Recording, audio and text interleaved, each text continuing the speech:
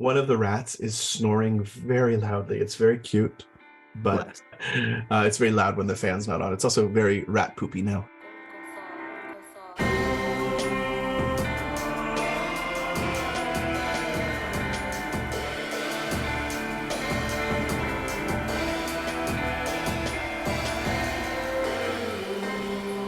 Hi everyone, welcome to another episode, a very special episode of Radio Free Golgotha.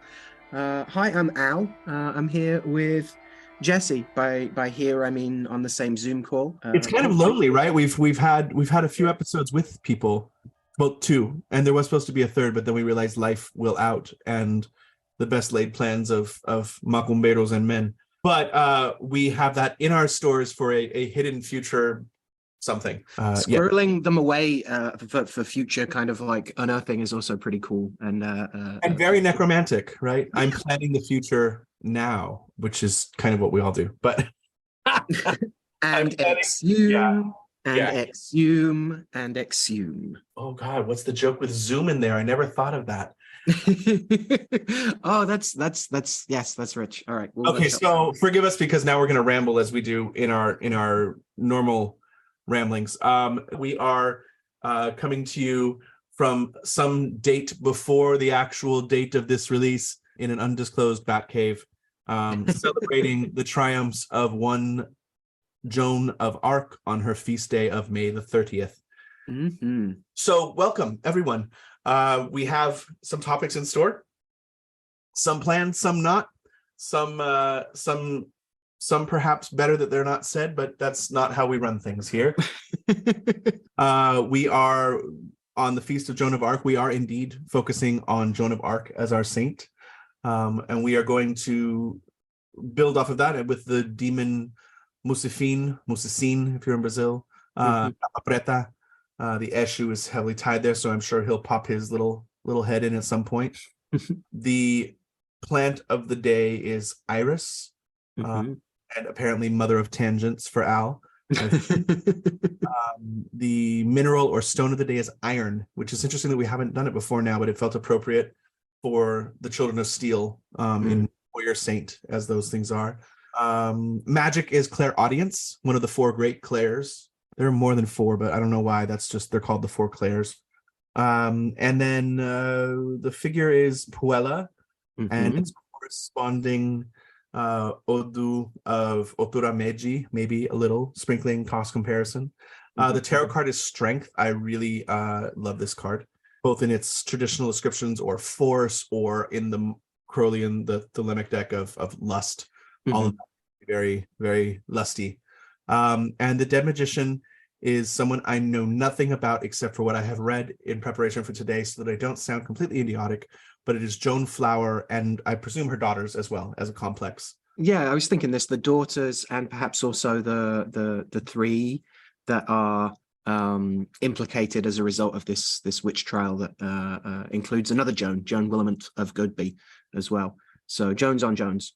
Jones on Jones on Jones. And what's great is, I don't think when we were putting this episode together, it wasn't intentional to have another Joan. It just, I suggested a cunning woman, because I do think sometimes we get so transfixed on the famous men of history that we forget that part of our agenda is to make sure that we're giving a lot of our own, kind of reversing our own ignorance of much more. I want more women. I want more people of color. I want more people. I want more queers in our magic. And the history is there, and just often, I love that we did John Dee, and I'm glad we did him already. Right. Well, when we moving away from the general paternalistic or top-down models of like great men of history, both the great part of that and the men part of that. It's also interesting how often when we look at dead cunning women, dead witches, it's based on parts, at least, of their prosecution, and dare we say persecution. And so, as opposed to, a set of treatises on magic that they left, or, a bunch of alphabets of bizarre angelic letters, the personal has indeed meshed in very different ways with the political in these kinds of cases. And so, yeah, looking at the Flower family, or the Flowers family, felt like a good one. And also we get some We get some cat magic in there as well. Death by belly rubs. Excellent. I think we start with the saint because this is how we open our game every single time. It is very strange recording just the two of us, and I know we just did where we hosted, but because if you have not tuned into a speakeasy before, we are actively trying to do more of them. There will be another one is it 2 months in July? Yeah, I think we said July 14th. Wonderful. So catch that if you are coming to us from the future where we've somehow figured out how to support our desires on a Patreon. There might be ways for you to access previous speakeasies. But our proceeds go to charity, and we have a lot of amazing friends that are donating their time and also just getting to hang out and talk about fun things. And certainly this last one got a little interesting because many of us were in the same space physically, and it was such a different environment from our normal digital gathering. So it was an interesting hybrid event. And I enjoyed that a lot. But it also, that having big waves of people leading an army, if you will, to now coming back to just the two of us, I'm like, oh crap, I have to actually know what I'm doing. You can't just wait for a guest to say something interesting. Yeah, and I can always count on Al to say something interesting, but again, I don't want to put the burden solely on other people out of sheer, like, I don't have to study for this test. So that said, Joan of Arc is not an unknown saint, right? Especially because she's in this is early modern, right? Like this is early. Yeah, we're approaching late medieval, early modern. Yeah, 15th century. Yeah. Yeah. So the fact that we have historical record, we know she's a real person. It's also interesting because she is a favorite of so many people because she was accused of witchcraft. So she comes up as a witch saint, even though she's herself would probably adamantly fight against modern conceptions of witchcraft. And the subject of the day too, specifically clairaudience, was a big one for me in like linking that to her because she heard voices. As many saints see things, she's notably one that heard voices, and not just in visions of the Virgin Mary, but in specifically Saint Margaret and Saint Catherine, which I'll probably mention again in recounting her life story. But I love this idea of we've talked about it before with Lucy and Agatha of saints using previous saints to kind of spearhead their trajectory. Yes, saint kind of comes in as like, we still have a mission. Let me counsel future saints, which brings into kind of like a Buddha nature for me of like the saints trying to make everybody become saints, and even in this lifetime, like how do we influence? How can we do those things? I mean, one of the big divides in folk Catholic culture, and specifically folk Catholic culture, is are the saints emissaries of God, or are they their own independent entities that are still trying to prove and push people towards this kind of divine agency that can happen? And I love that with if it's Margaret of Antioch and Catherine of Alexandria, she never says for sure, but given the time period, it would probably be Margaret of Antioch and Catherine of Alexandria. This is beautiful. This is who she hears, and these kind of depictions throughout the media since the 15th century have been very interesting. Of Joan kind of tilting her head and hearing these voices of counsel and guidance. And this, in her complete dedication to God.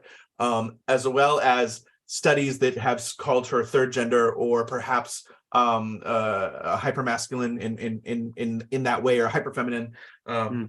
My name's already screwing up, but that she is not quite normal chromosomal expression, and that she is perhaps an XXY. Was a thing for a long time, and also this kind of weird 90s and 2000s exploration of having to justify everything through a scientific, which is still, of course, it's all quantum theory, man. But that Joan of Arc has been an interesting kind of topic in those circles, in many circles.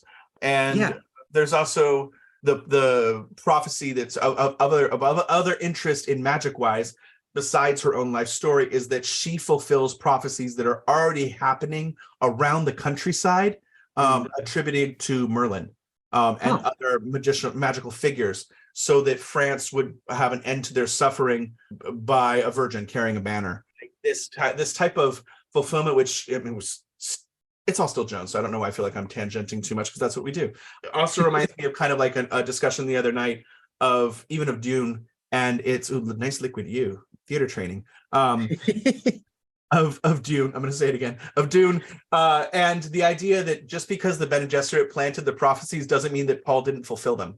And that side of things of like planting something hundreds of years in the past Did some, what is that thing of like fulfillment of prophecy, self-fulfilling prophecy, the body politic, the manipulation of belief as a tool, which is, applying chaos theory to history, but or simply stepping into the story, right? Like yes. of and you see this time again in a variety of the utilization of political prophecy, right? You see the White King prophecy leveled at Charles, and these are old ideas, old rhymes, old songs, old song lines, if you will, of what happens to power sometimes, or what happens when people question power.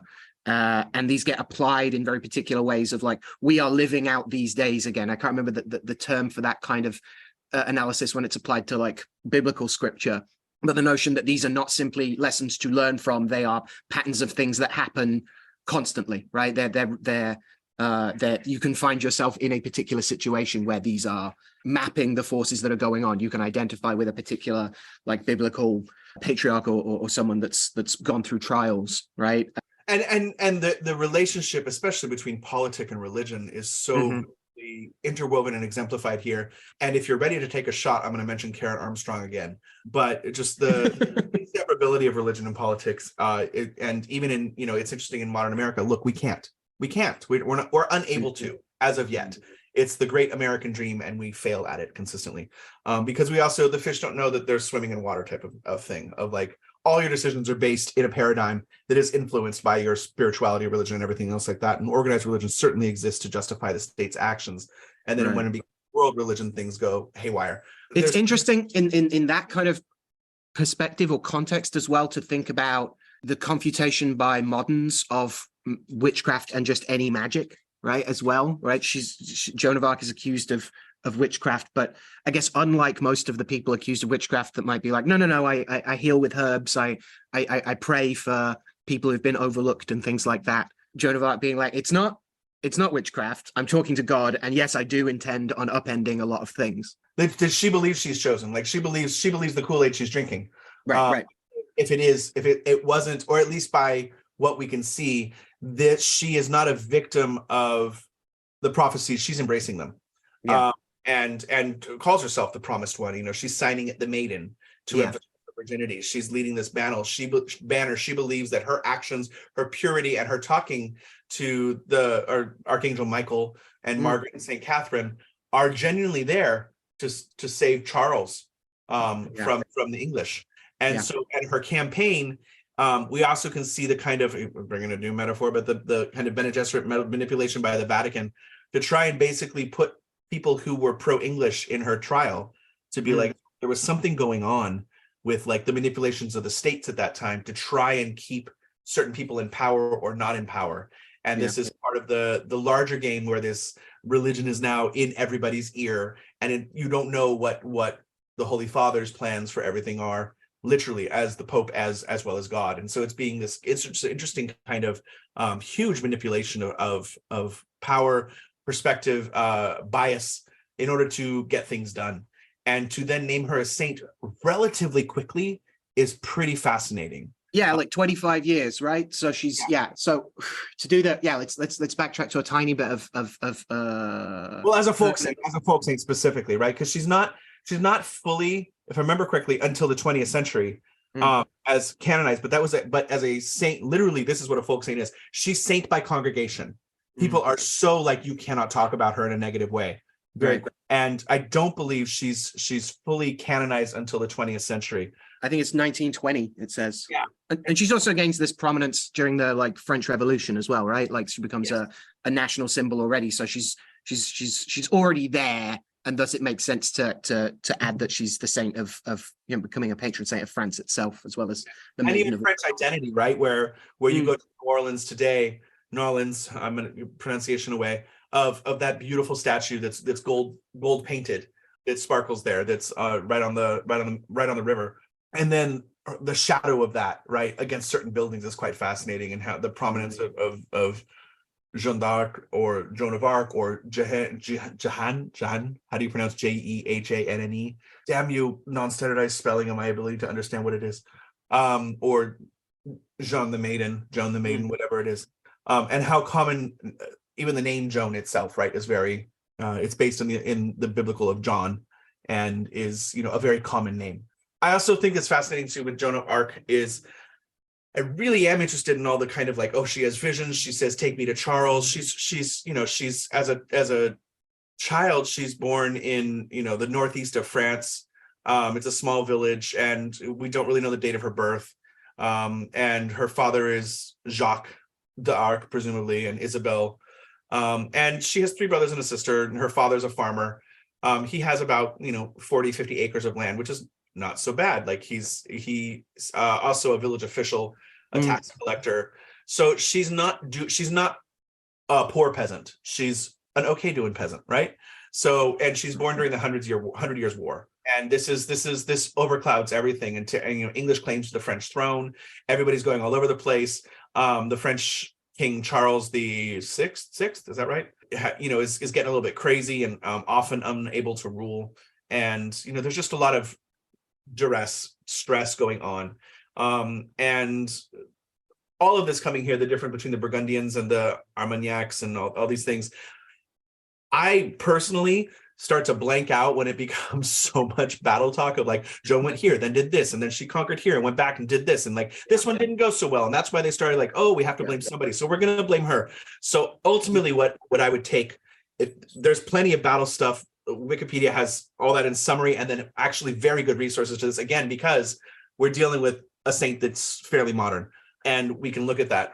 I'm fascinated by the symbol she has become, the gumption, quote unquote, of a young maiden who, in preserving her own chastity in a way that is inspired by the golden legend saints that we know that are extolling the virtues of this. And even though that might be a common thing, part of our Western inheritance and culture, it is not often that you see women promoting their own version of that.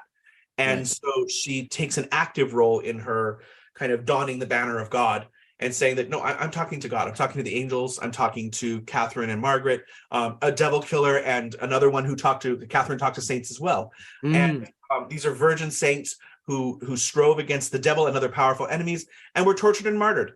And they preserve all of that virtue to death. So she, in essence, by arming herself, her audacity of like, I need to speak with the king and telling you God has come to me. And like the belief here is so, what's the word? I'm like, not avalanching, like just giant snowballing into something that's like the perfect storm for a young maiden to become this figure, right? And that's real dangerous real quick when you get in with politics and you're now the chosen one. Because if you don't perform at all, this is going to be real big.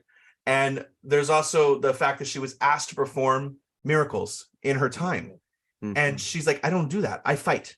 I pray, but I fight on behalf of the king. I'm not someone who's going to heal his mistress, right? That the Duke was trying to say, or to have her heal. And she just calls him out on, stop living with your mistresses. This is not a Christian lifestyle. This is not chaste. And chastity is what is going to preserve my role as the leader of the French army, as someone who can lead us all to victory. I also think the fact that of her, being put in a position of leadership, which apparently didn't shock as many people, is the fact that she put on men's clothes. And that's classed as a blasphemy. That's firmly at House Golgotha of like heresy, always blasphemy, never, right? But she's accused of heresy in terms of like hearing God wrongly, or like not with licit conduct or approval, but it's the blasphemy of wearing men's clothes and the mixture of the two in acting upon these visions that are now ruled as demonic, right?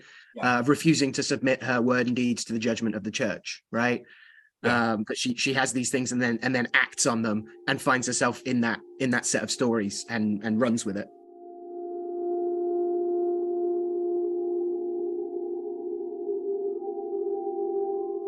So by the time we get to Charles VII, she's 17, he's 26.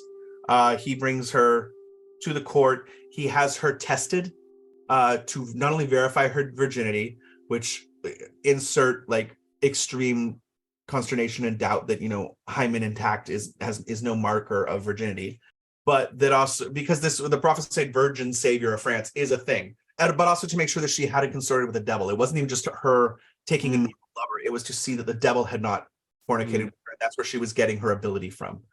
So the Dauphin then confirming or having confirmation that she is in fact intact and therefore a true maiden, that's when he commissions plate armor for her, which that's a big deal too. Like she's falling into like, I am this person. I am the one that is prophesized. I am Kwisatz Haderach. And I find that fascinating. I find the immediate support of like really wanting this savior, the immediate support of God's on our side, which is of course the error that we all make, right? What I am is good and what the enemy is evil. And such polarities of insanity. But yeah, so the coronation of Charles VII, it goes well, things are going fine. And then eventually it doesn't go fine. And Joan is put on trial for heresy, blasphemed by wearing men's clothes, as you said, and her visions are demonic. I was gonna say demoniac, wow. Demonic, and that she is refusing to fully recount what she has done by her own words, because she will be judged by God alone. Yeah. And so the church is no longer recognized as the sole authority of God. And those other sides of it, you know, that although she was put through ecclesiastical trial, it was politically motivated, of course. Right. And the real thing was that she testified that her visions had instructed her to defeat the English and to crown Charles, and that was the fact that that happened was testimony that God had been on her side. Right. Let success be thy proof. Yeah. And so it's an interesting thing of like, she did what she said she was going to do. Right. You know, don't get in bed with politicians when you're a magician. It's real bad, real quick. Yep. You think it's just going to be, you know, funding and, you know, maybe some jingling bells for the court, but before you know it, you're being asked to produce the red powder and breaking your legs and all sorts of business. And serve the God of light. So she's declared guilty and burned at the stake on the 30th of May, hence her day, 1431, and she's aged somewhere around 19, which again, just but yeah, as we said, by 1456, I've got here, the inquisitorial court reinvestigated the trial and overturned the whole verdict and declared that it was tainted by deceit and procedural errors. So again, the legislature and the jurisprudence, I suppose, having to bend to this like overwhelming popular support for her. One of the things we talked about, we talk a lot about, not us, but I mean the kind of burning. Oh God, I was about to say the burning times, and I said it anyway. But the burning of people at the stake, we don't often talk about what happens to the remains. And I find, although they're just going to be swept up and put in whatever river, the fact that her remains are specifically thrown in the Seine, which is so enrapturing of Parisian identity, right? There's something there that she becomes one with the river, and this kind of riverine goddess figure of the flow of France in general, and the flow of the public, the flow of the popular person. I also, she's shown clutching a cross to her chest because she asks for a cross, a crucifix, when she's dying, and a soldier, supposedly English soldier, makes one from a stick, and she holds it and she kisses it and places it next to her chest as she's strapped to the pole and dying. And then she a larger crucifix, I guess a processional one, the one you would carry before mass, was fetched from a church, and she embraced it right before her hands were bound. And it was held by the populace before her eyes while she was burning, so that she could focus on the crucifix. That's some, like, that gives me goosebumps to think about. That's some beautiful, let's plan my death. Let me show you how real I am, but like, this is someone who went to her death being like, God will know. God will know. Like, you're all wrong, but God will know. God will show me after death that I'm not. And indeed, the trial's reversed, as you said. There's that lovely Eugene Thirion, there's the Joan of Arc with her hears the voice. Shows her kind of very troubled face with the angel whispering in her ear, and then like a battle angel behind blowing the trumpet. Of like, that's such a freaking beautiful painting. But what's interesting about it, again, the main charge against her is freaking cross-dressing. That's the biggest affront that they can get her. That, like, you crop your hair in the male fashion, you wear a black tunic and a short black cap. You know, that she had wearing breeches, a mantle, a male coat. armor was made for her by the king. Like that's it's one of those things of like, did you expect her to wear a dress under it? That doesn't work. Right. And so anyway, I think Joan of Arc herself is such an interesting way of looking at the flow and the rise to power. The same crowd, well, not necessarily, the church is not a crowd, but the same people that lift you up are the same people that will call for your head when they need to. Right. So quick a rise to ascension might not be easy. And one of the things that was used for in the church later, Aquinas is often quoted because he says that it's permissible for a woman to wear men's clothing to hide herself from enemies, or if no other clothes are available. And Joan did both. She wore them in enemy territory because she was a standout. It's proposed that dressing in men's clothing allowed her to defend herself against rape and assault and assassination specifically, because if you're the only woman in an army full of men, it's very easy. People have now killed the savior. So it's appropriate for her calling, and the church even defends that later. It would have been folly to expect her to act like everyone else when it doesn't make sense. Yeah, it's not necessarily a loopholing. It's a readjustment of how the understanding of what the priorities of application of doctrine is.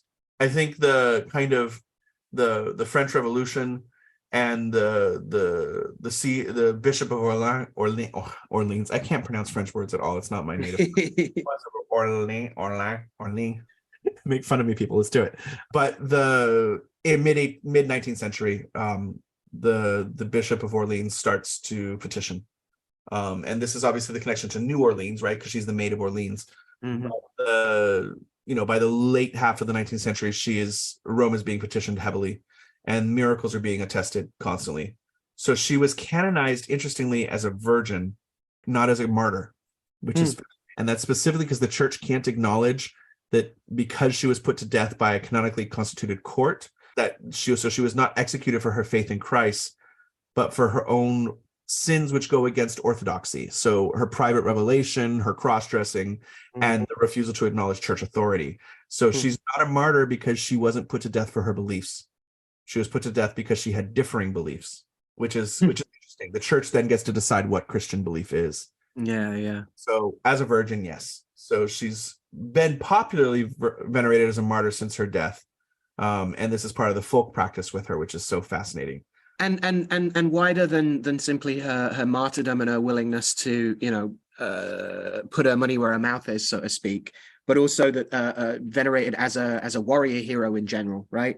In wider, feminist discourse and, popular imagining. She's a strong woman, beyond the particularities of this conflict of France with England, Yeah, a warrior saint, as you put it, right? Yeah. So having already these interrelations with other saints, with Margaret and Catherine, as well as whisperings from the Archangel Michael and these battle angels, that she's also comes up in a variety of ways for women being listened to in a variety of ways, and women upsetting the order of things. Yeah, I've seen comparisons and popular syncretisms, not singly either. Like I've seen several people kind of give her a Minerval or a Athena gloss due to the chastity, but also due to the strategy and everything that's there, like that. Right. She's compared to other biblical women, Esther, Judith, Deborah, and that type of thing.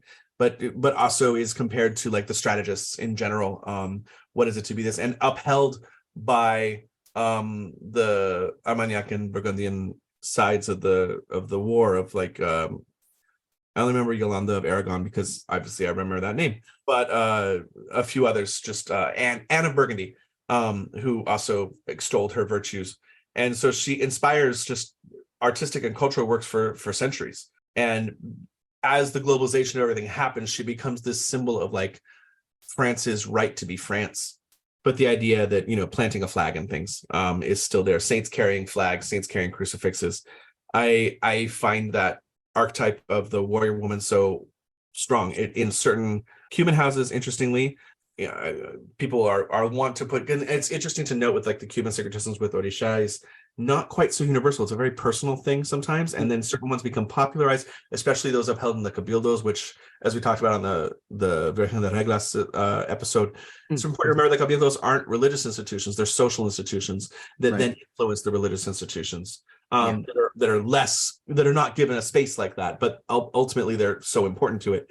But Joan of Arc becomes predominantly Oxanla, the female Obatala, which is interesting because most people want to give like Saint Anne or these older, which does happen sometimes. But Joan of Arc, and maybe it's because Oxanla is just such a female warrior force of the creative deity. So I find that fascinating. And shifting gears to Brazilian Quimbanda and Umbanda, but the conflation with Maria Quiteria. Maria Quiteria is such a warrior figure and a historical figure, but then kind of gets this Joan of Arc glossing with things in the kind of raid thing of being, it has to be an emanation of something else as well.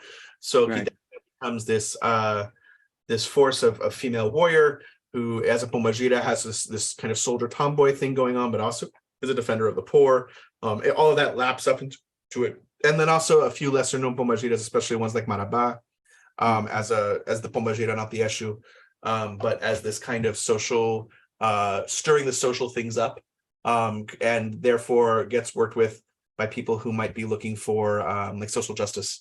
And that's that Joan of Arc in her many masks becomes many of these things. She's also a prominent figure, and this is something I did not know about before LibreWiki, Cao Dai, which is a Vietnamese religion. So it's a monotheistic syncretic religion, but apparently Joan of Arc is very big in Cao Dai. So Cao Daism is not something I'm familiar with. Now I need to go down a whole rabbit hole. And the third great universal religious amnesty, I believe, is the official name. But the uniting of God and humanity in ways not yet imagined by promoting this third amnesty that's happening. So it's a conflation of Confucianism, Taoism, and Buddhism, and kind to bring everything together.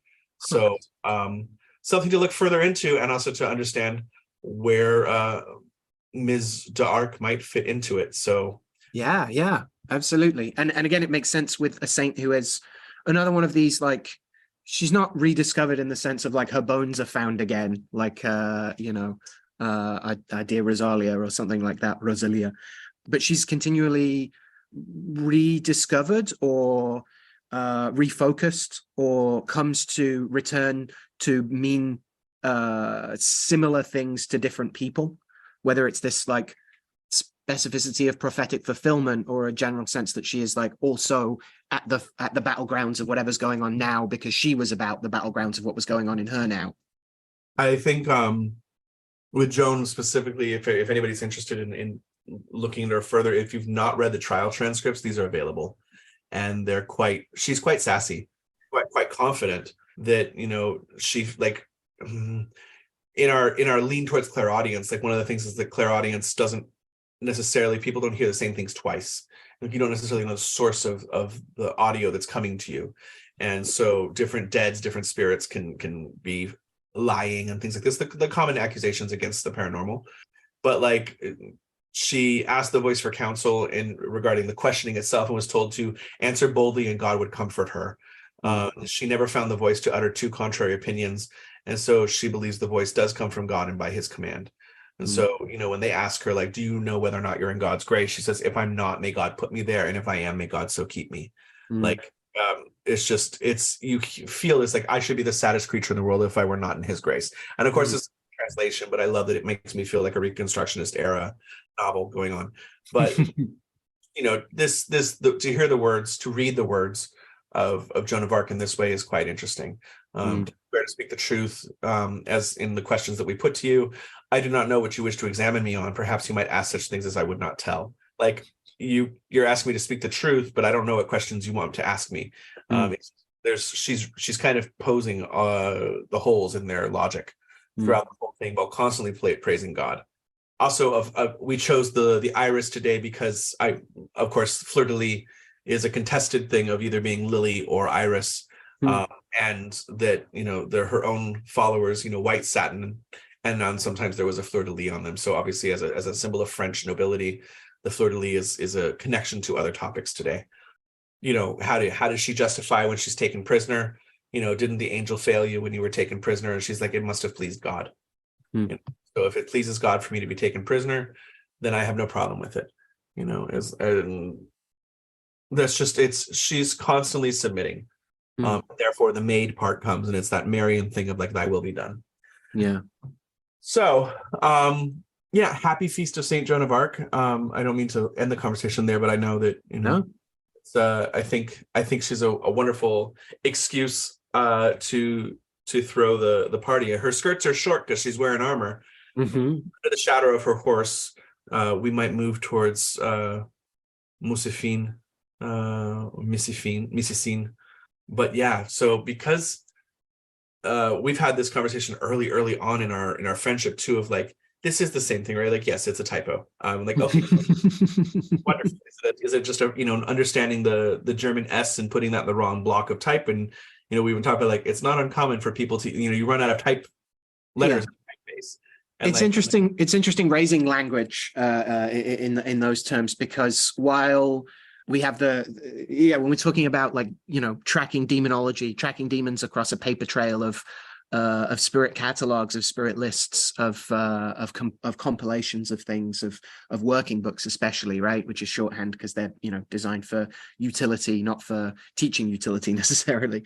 But like, it's interesting when we have actual typos which get like kind of enshrined versus just accepting that there isn't a standardization of spelling that comes to English till 1700 1750 kind of thing. It's just not seen as a thing that's necessary. And so what does end up happening is that you do preserve accents occasionally, and especially when we're comparing the different limbs of the family tree of various different Grimoire manuscripts, it can be really useful actually to be like, I mean, specifically here, like later on we have the name of this demon spelled Masusin or Musifin or Musofin. So we have there's change the vowels as you see fit to a certain degree, but also these are then useful for us to track. Okay, if it turns up spelled like that later on, we know that they're using this manuscript. So the names give us an inkling to the accent, if not of the people using it. Then a kind of the idea of different manuscript variants having accents is, I think, really just a useful thing in general, and that's also one of the reasons we need to track them, and it's useful to remember them and all their variant spellings in that very kind of like Picatrix way of like, you who are called this and sometimes are called this and sometimes this, right? We're not just being hyper specific for the sake of it. There's also the way we track the early what Jake called the ghosts of the spirit lists, where where a spirit appears to have been repeated with a slightly different name, or with a completely different name but exactly the same description, or the same name but a different description occasionally as well. A whole gamut of pandemoniums occurring. So the earliest cases for this particular spirit that we're talking about today is in the records as Reschin, actually, and this becomes quickly Reschin or Roskim, and then somewhere along the line that R becomes an M, and we get Masusin and all the variant Musufins of that name. The spirit itself is one of the first mentioned in the list of 18 main spirits in the Clavicula Solomonis de Secretis that will later be kind of reskinned as the Grimorium Verum. And in early accounts, well, actually, a little bit more about the hierarchy here, I think, is probably worthwhile. So they're part of the Verum's first main 18, and thus by the reckoning of the Grand Grimoire, which divides up each of the 6 deputies under the 3 chiefs of Lucifer Beelzebuthan. In earlier accounts of the Clavicula Solomonis de Secretis, actually Elestor, but quickly is identified as Astaroth or a variant thereon. But this idea that each of the 6 deputies rules 3 of the main 18 means that Masusin, who is mentioned, or Musufin, who's mentioned in the first 3, is under the first deputy. Now, that's in older accounts, that's Lucifer Kale. In slightly newer accounts, that's Satanakia or Put Satanakia, but always ultimately under Lucifer.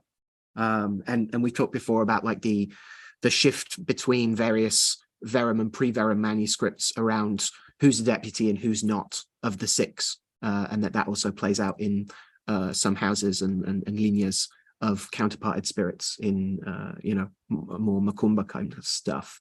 There's extra confusion around those deputies, by the way, of course, because originally we have one deputy of Agliarepta Kimarth, right, who becomes both Agliaraptor and Tarkimache, but originally they're the same spirit, and they again, what might be a typo quickly gets reinforced into a reimagined hierarchy or lack thereof, and becomes, they start having their own sigils and ways of calling them. So anyway, beyond this mess of various ways of navigating which spirits are responsible for which other spirits, Reschin, in some of the earlier forms of the Clavicula Solomonis de Secretis, is a spirit that gives knowledge, that actually infuses knowledge, is the way that Joseph H. Peterson translates the Latin. Reschin can infuse knowledge into people, and he can also remove it. All right, so here we have this idea that, like, if a demon can do a thing, they can also make that thing not happen in various ways, or they can nullify as well as they can downregulate as well as upregulate. Likewise, it said the spirit can disclose knowledge of everything involving the interests of kingdoms and public affairs anywhere.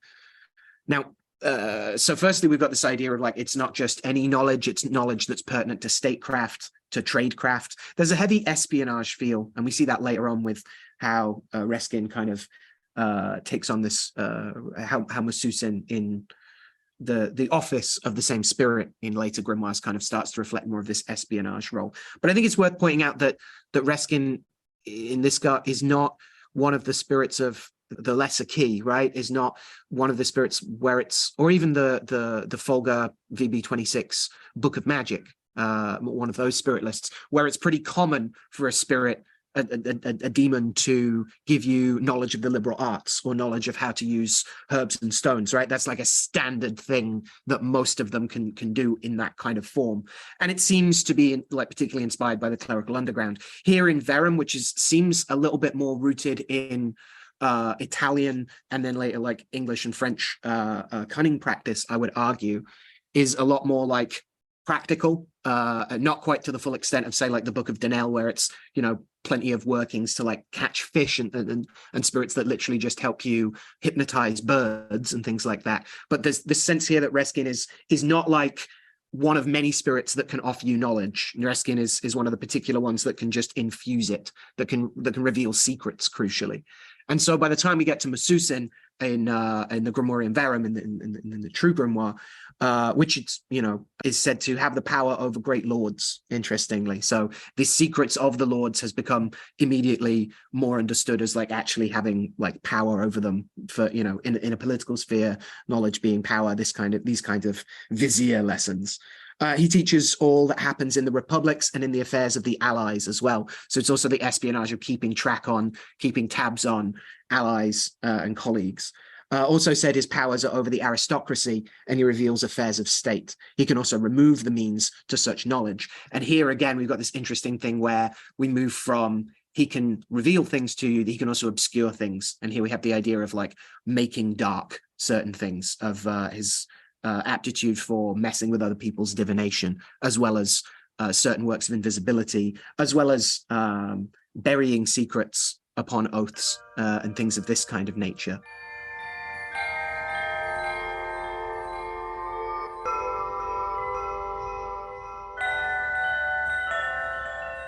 As a spirit, I've found they tend towards a lot of black, especially with, like, white or yellow or gold, like, accents or their sigil or something like that, like a fine white or bright thing on black.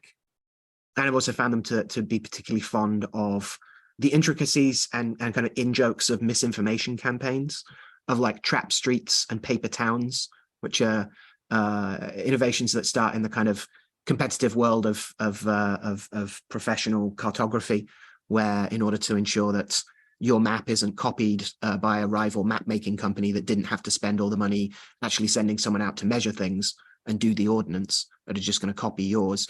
It's common for cartographers of a certain period to have put in fake towns in their maps of regions, or fake streets in their maps of towns, so that they know if someone else has taken this, that has copied their work and is profiting off it. And I've found, like, this spirit to be particularly interested in that kind of stuff, as well as things that can play other things. A good sense of of things that reveal or things that obscure things. Theaters, funnily enough, dirt from theaters I've used in some workings with this spirit. The spirit just generally has big vizier vibes, big kind of somewhere between Jafar and worm tongue kind of thing is how I experience them anyway. And they're one of the more they seem to be one of the more frequently mentioned Verum spirits in Pontos Riscados for their counterparted Exu Capa Preta. Yeah, I mean, Mr. Black Cape, right? It's always Right. good to exotify the names. That blackness that he brings is, because Mainloichi has his own blackness that brings, and there is an intrinsic relationship. They have always been felt to work well together. That works well with Chancahua, Mainloichi, Secha Catacumbas, Secha Cruces, all of the Caveras, all the cemetery spirits in general, but especially, the queens of both Kalungas, all these things. This darkness, death, and depth is there, which speaks to the blackness that he brings. So it's a personal blackness. It's not the whole universe isn't blacking, the world isn't blacking like Mainloichi. And we know Mainloichi's got this, or if you're in the North, Mainloite, let's be very clear, my accent is Paulista influenced, but Mainloichi is ultimately related to the thing that eclipses the page, which ink itself as a source of knowledge. And Capa Preta is an extension of that, but Capa Preta is the oath, right? He's obsessed with the commitments we make, where we sign contracts either in word or, in ink, by word or in ink. And there's something very interesting about the whispers in the dark. In darkness, we don't know the source of the voice. And there's something quite dangerous about that. Our friend could be the one whispering to us, but whispering has no vocal delineations. It doesn't have the same patterns of voice. Whispering can sound like another person very easily. And the thing that whispers in the dark. Capa Preta himself, my experience, I've seen a few versions of him come down. I'm very familiar with him in general. Very, very strangely smart Eshu, very much about exposing secrets, as well as hoarding them. It is not an Eshu he's very respected for his knowledge, as one of the Linea Nago spirits, just an adept of what is called Vodou, and Nago things, which just Nago, although it is a reference to Anago and the port through which the were brought over, it actually, since that was the last major of the three large migrations through the slave trade, and I say migration loosely there, obviously, but the three groups of people that were there are more than just these three, but these are the big classes, and we see this in Candomblé, of the Congo, then the Jeje, then the Nago, and the Nago being synonymous with the Yoruba, but also being a word for African magic in general, and therefore is more than just the proper nouns of Nago. It's more than just that part of Yoruba and Dahomey and things like this. It is a reference to working with blood and pacts and spirits and trees and African things. And Capa Preta is said to be an expert in these things, which is pact-based magic. So yes, with the deity, but the worship is given in a certain way. Blood offerings must be given. He tends to snarl slightly, but he is a whispering Eshu. He likes to speak advice very quietly. He might bite the person and then speak to them, even bite the hand and then speak to the hand. And he is notoriously shivering or just shaking. He's not an Eshu that looks comfortable when he comes. He is one that can bring panic and fear in people when he starts to manifest. And even if he doesn't manifest fully, people start freaking out. And might think that things are wrong when there's nothing wrong. It's just Capa Preta coming. So his knowledge is supposed to be and is said to be profound, both for good and bad. Although if you do not use him for good, his tendency is going to be he's 51% bad at best. So he likes making there's kind of even though there's not traditionally listed, this Alteza influence, right? Of if there's nothing good to watch on TV, he's going to make something good to watch. So sowing discord, causing confusion, this whole concept of assault, yes, but vendetta, it has to be justified by, everything, the mixture of politic and religion. And he is primarily a black Eshu. I mean, in his preferences of color, some Eshus might choose red, some red and black, some black and white, but he's under the cloak of he's Mr. Black Cape. He's not Mr. Black and Red Cape. And he's a pork-eating Eshu, which shows his connection to the Caveras and to the cemetery spirits. He likes it raw. That sounds dirty, all of these things. He likes his pork raw. And he's cachaça, whiskey. He likes wine. He likes expensive things, but he's pretty much like anything you can share with me, he'll take. He is fond of guns. He is fond of daggers. He likes sudden things that cause problems. Yeah. Lots of gunpowder with Capa Preta. There's a couple, we would say qualidades in some groups or just shades that are around that are available, but Capa Preta, das encruzilhadas, or la encruzilhada, who is much more refined and aristocratic, and his nature seems to take on a lot of the things we would attribute to the Malay and to the deputies, as their equivalent ranks would be called. Mangueira, Marabô, Trancahua, Vilbudu, and Chiri, and Dos Rios, of these well-spoken Eshus that are immediately under the Capeta, under the Mayoral in this way, that then usually the Força is filtered down back through Omolu and through Kalunga to give this kind of Grimorian Verum hierarchy that became popular in the 50s and 60s, 1950s and 60s. It's important to recognize how quick modern it is. Yeah. And I think that speaks to also to the initial question of what is the role of the demons in this way. It's very difficult to know, because in order to sell books, you had to link things to European ways. So like you couldn't fully justify African magic without it being somewhat whitened. Yeah. And it's very hard to know what the initial impulse of these things are, in the same way that there are so many types of Kimbanda now. You have Kimbanda that's part of Umbanda, you have Kimbanda Luciferiana, Kimbanda de Raiz, Kimbanda Tradicional, Kimbanda, there's so many different, Kimbanda Angola, Kimbanda Congo, there's all these different forms of Kimbanda. And it's great that the internet is providing us reasons for this, talking about this with my god sister Ingrid and other people around it, just to see how these things are developing. And now the internet is giving platform to these minority traditions of Kimbanda that even 10 years ago, people would say didn't exist because they weren't part of Umbanda, that it all had to be under Umbanda. It was like, I'm sorry, I can't hear you over actual Brazilians practicing their things. And there's, of course, there's a controversy of, because like the first things that are put into English, everyone critiques that and everything's go. And it doesn't stop people from doing what they're going to do. And Kimbanda is always very versatile, folk magic that uses ceremonial magic to accomplish folk magic ends, especially when possession is involved. If the spirit comes down and tells you to change it, you're going to change it. Capa Preta is not an unknown Eshu. It is an Eshu that loves putting things back to like soil, land and blood. Really, wasn't going to go there in the phrasing. Soil, blood, pact, getting things very much more quote unquote African, and for better or worse.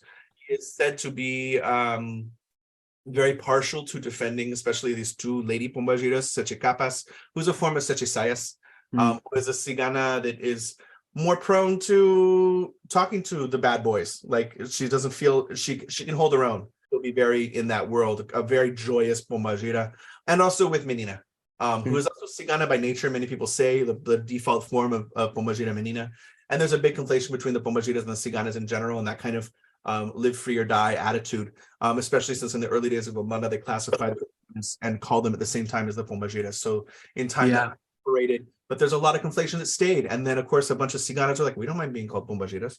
So every temple has their own versions of what those are. Capa self Faustian, not that he's Faust, but that power seeking, people who are ambitious on the magical end. It's funny because you hear a lot of this with Menoichi, right? Because of Cyprian. There's also Capa Preta, pacts. Signing your name in the devil's book is a Capa Preta type of action. Goethe, Novalis, other things which speak of these types of magic where you call the devil and make a pact with Mephistopheles or whatever devil it is. The oath that you take when you sign, you are under the cape of the Black Eshu, of the Black Cape Eshu. So you're putting yourself under his eye. Well, so many metaphors today. Under his So it just that he is the witness to all pacts that are made, whether they are with devils, angels, or otherwise. If you sign your name in some way, it is him. He is partial to it. There's also this bitterness that comes with him that if every Eshu is present, ultimately this is a cult of crossroads. Kimbanda specifically, not just the cult I personally run. Call me now, but. that Exu Capa Preta as a crossroads spirit seems to be tied to the choices we didn't make but wish we had. So regret. Not so much betrayal, which there's other pombagiras that kind of come in and take that kind of, but that idea of vendetta of like, I regret talking to this person. I regret tying myself to this person. I regret having this action taken against me. That type of thing is very much tied to his kind of quote unquote vampiric disposition. He bears his fangs. There's a lot of conflation there with Morcego, even though he doesn't necessarily come down with Morcego a lot. And the kind of vampire fangs, the snarling face, where it's just a black cape covering him entirely, and he's just kind of like pouting. And he prefers to sit, which ties him in this kind of larger observation. Idi, right, the hips, which is also tied to Odi, which is an Odu, and the whole thing of the conflation of the earth, and where is the earth prominent in the body? Well, where you sit and where you walk are very earthly places. So the womb and the genitals that are, when you sit down, are now in contact with the earth. This conflation of that with all the problems of the world too. This is a bitter, gossipy Eshu. But I've also seen him do amazing things when people are on the wrong side of that gossip. And that if him explaining secrets of people in the room to shame them, because he loves that shit, but exposing secrets to make another person to raise them up and take someone down a peg. That likes. But again, this is an issue that thrives on even though we say Nago, very Congolese ways of doing things. Gunpowder, knives, packs, cutting things. He likes to put medicine directly into people's skin. So this is not unlike some of the other spirits. Caboclos can do that too. There's, every line of Candomblé has this type of cura thing that happens, right? The bere. And some houses of Quimbanda do it. Some say, no, never. And that, hey, to each their own. Everybody has a different way of doing it. But Capa Preta is tied to that too, because it's an oath, right? So there's this, when he walks that point between Menoichi, Eshupemba, these spirits that are calling things up and are shown graphic marks. It doesn't matter the symbol. This oath is now signed. It's signing your name with an X, with a crossroads, literally, or signing your name with just a line. And so a single nail comes out from behind the cape and scratches someone. With con faca de dos fios, they're looking at with the knife with two edges. It's not don't fuck around. Brincar is not really fuck around, but don't play. And we have to respect Capa Preta. And there's that side of it. He's a leader of a prominent line. I think there's a lot of twisty mustachy type of villainous things with him, but not necessarily his first impulse. There are other issues that are more like and I remember when we did Mangueira, I think specifically it was like when you showed me some of the kind of twisty mustachy things. He was like, my Mangueira always is said to have a beard and a mustache, and here's this demon sigil goes over. So again, what influences? Everything influences it. But again, I think the kind of summarize it in that way. If a Kimandero calls a Goetic demon, and Goetic I mean European in that way, if a Kimandero calls a spirit from the Grimorium Verum, at a certain point they're still filling in what they don't know with Kimbanda. So they're a Kimandero. If a European magician, someone who's Verum based, or the 72 of the Solomonic, like fine. If you call it an Eshu Pombagira, you're still filling in what you don't know with European standard things. And therefore it becomes, you're still a Goetic magician. You're still a Goist, or whatever permutation that is. So this thing of the spirit's still going to confine itself and appear in a way that is going to get a result.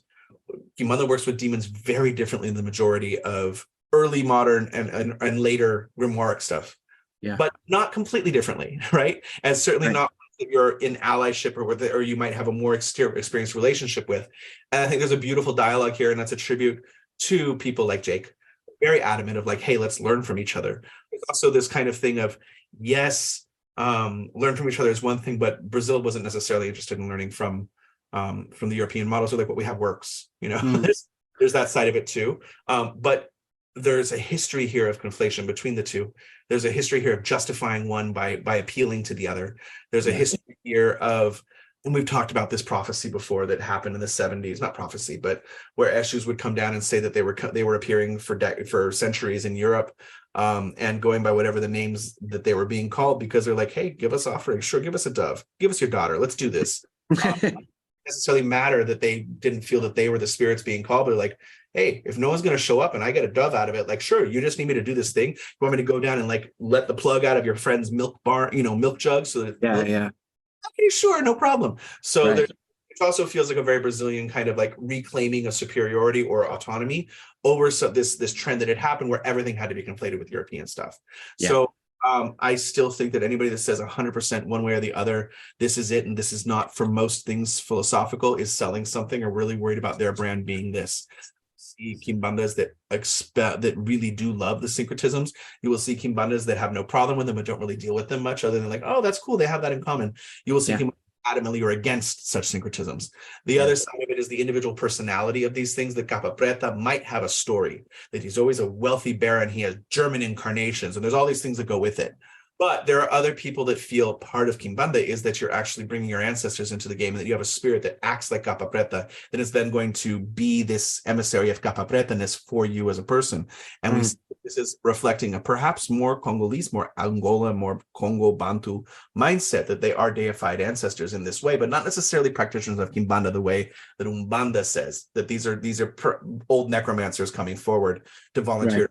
And you have a karmic bond with them, and it's just like, this is another spirit guide. Again, different houses and lineages and locations believe different things, and there is a spectrum, and that's why many people are like, hey, this is great to have these dialogues and talk about these things, which is, but what are you bound, what's your Capa Preta? Like, what are you bound to in your line? You still have to follow that to start.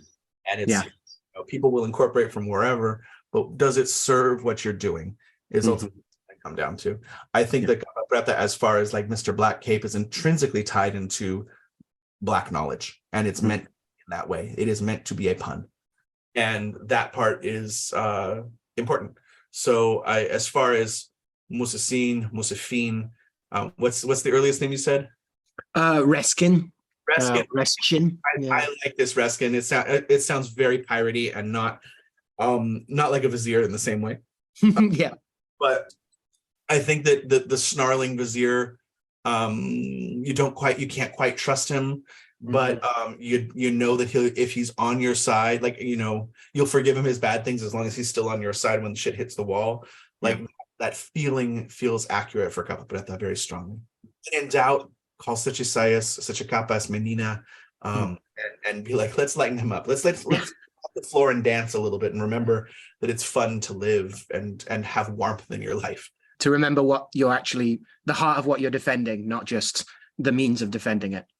That makes sense. I'm trying, we don't always speak about the different lineages of Kimbanda. I just want to make sure that it's very like, hey, there's things that people are like going to be like, no, these are demons. And other people are like, nah, they're more ancestral, but we're elevating them on this point of, we're building them into this kind of fusion with earth, spirit, demon, basim, all these other technologies that come in. That's part of the beauty of studying it, is that every line tends to espouse it differently, and all of it seems to work. Nosa magia, nosa Kimbanda, like our Kimbanda, our magic, which is really a healthy attitude that I feel that I wish more people, not Kimbanderos, people, you want to front, and it's sometimes business oriented. Come to my temples, the other one.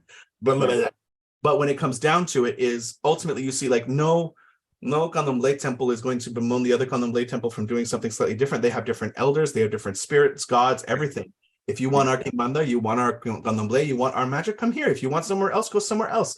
But you're going to do better by staying in one place for a long time, pick it well, and dedicating yourself to that study. And so it becomes this thing of, in the West, it'd be great. It's like, okay, is this ritual magic Golden Dawn based? Is it more, pseudo-Egyptian PGM based? What are these things? And the war between, it's fake because it's new. There's some beautiful new shit, including antibiotics. So not going to bemoan that just because it's older. And we certainly have an appeal to age and an appeal to hierarchy and an appeal to authority in many of these traditions, especially if it's a spirit that's down. Like once you prove to me that you're that spirit, great, I will change things the way you say, let's do this, because you're the one animating that power. And that's a big difference in the way that workings happen sometimes when we work in these quote unquote demonic ways. Of you have a pact with something that then is doing the work for you. You don't have to extend your will. I don't have to go in there that day like, oh my God, I'm a little distracted, it's going to hurt my will to focus today. No. I've got the offerings. He said 7 bottles of this and 9 candles and like yards of cloth and some random shit, and I put it all in front, and the spirit takes care of it. That's the point in building that relationship, as opposed, and we see this within, I'm apologizing because I'm rambling, the kind of spellbook methodology of when you see candle stores publishing these books that have a lot of beginning and the end the same, but they have different workings in the middle. And the work are far more detailed than sometimes is done within a temple. Because in a temple, that spirit has already had a relationship with someone, and they're like, bring me a candle and a bottle of alcohol and, you know, 3 cigars. And that's just so the spirit can smoke and do the stuff in front of you.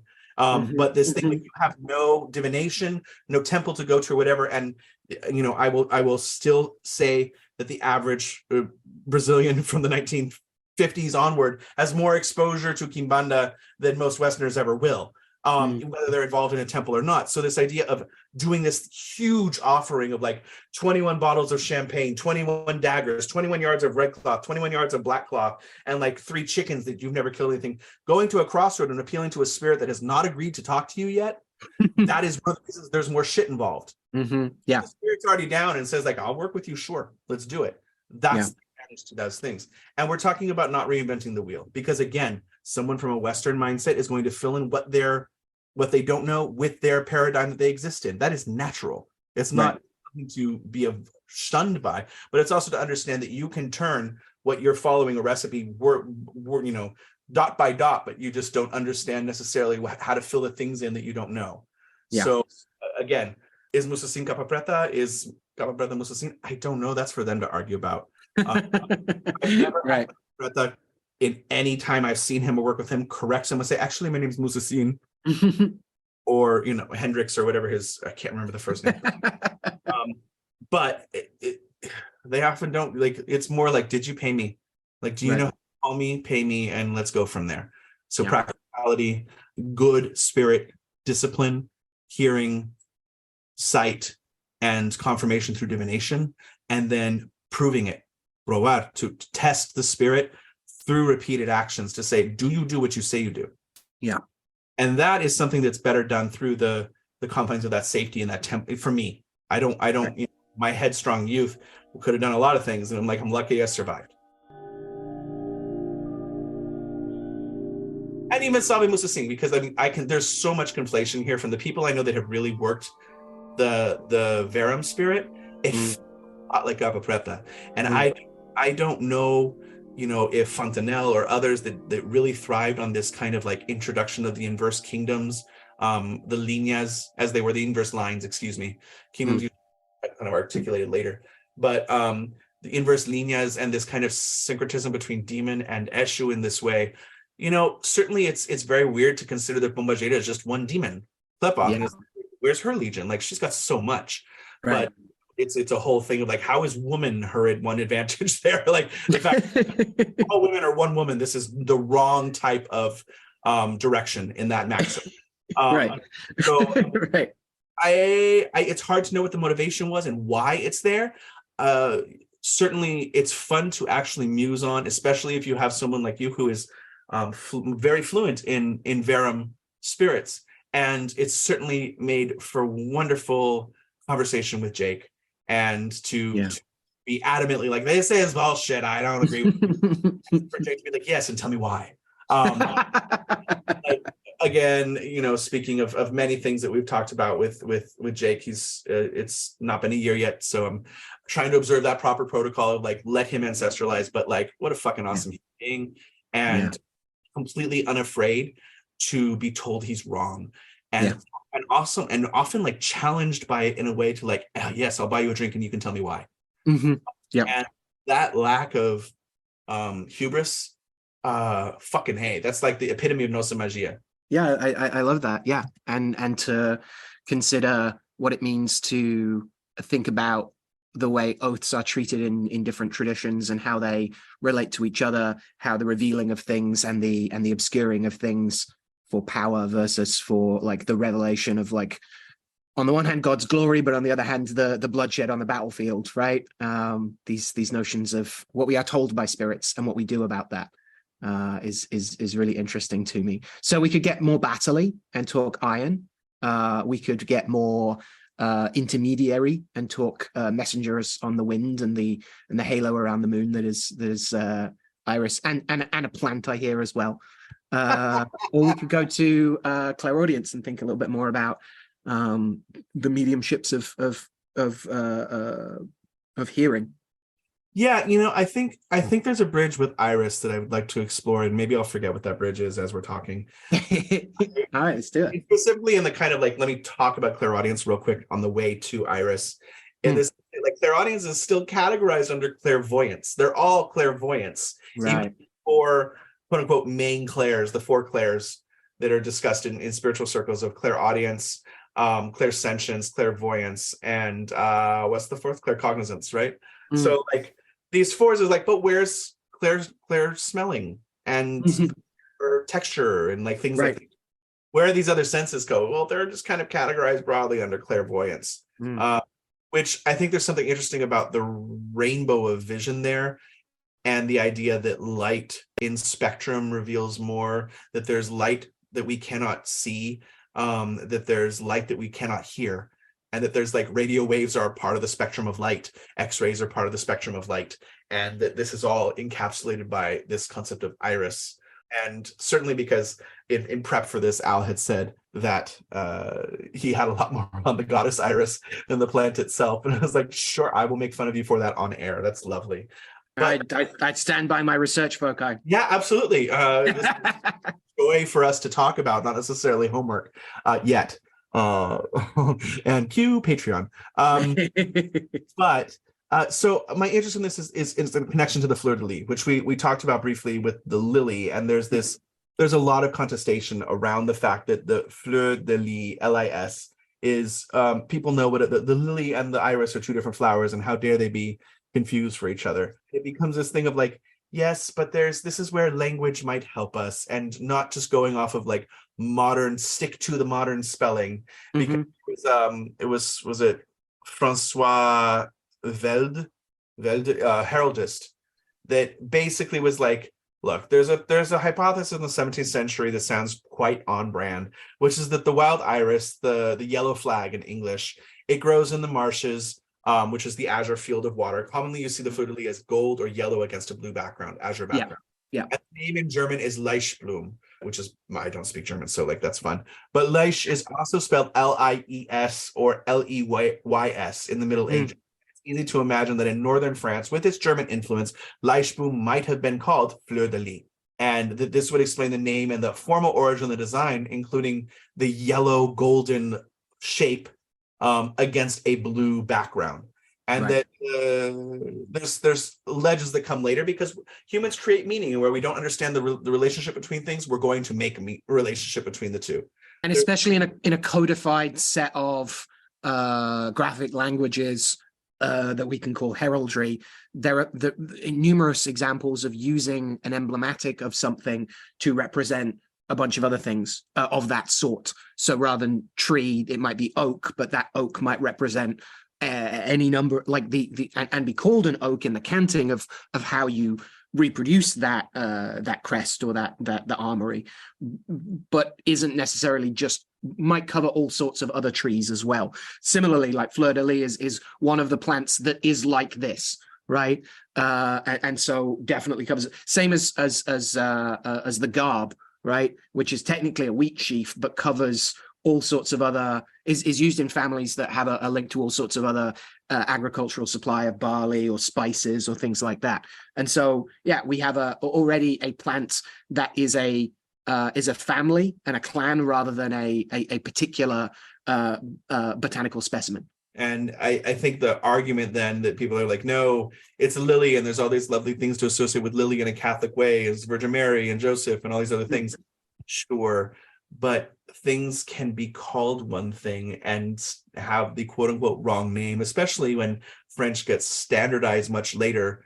Right. And it has to be this thing. And France did a really good job at eliminating minority languages, and therefore minority spellings as time goes on.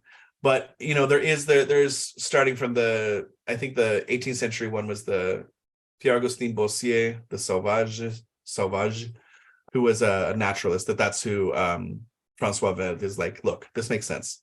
You have like the earliest accounts are yellow, six-petaled flowers that look mysteriously like yellow flag and grow in marshes. That heraldry is ultimately reflecting at first your location. Absolutely. And not necessarily things awarded to you later. Like, it's just like, look, we're the place where the lilies are. This the irises are in that way, and like it's just like, okay, let's play with that. So I think the conflation, we've talked about lily quite recently, but iris is such a lovely plant because there's like 300 different types of irises. Right. There's a lot that goes there. I was looking at one of the newer publications that came out that is getting mixed reviews, but let's just say it's green on the cover. But this idea of the flowers and the rhizomes being the most, the roots being the most used, and generally that the rhizomes have an emetic, so it makes you puke, and antimicrobial action in the body. So they are used medicinally, but the distinct shape of the flowers, also flags, yellow flag, blue flag, all these different things, but flags that there might be something special underneath.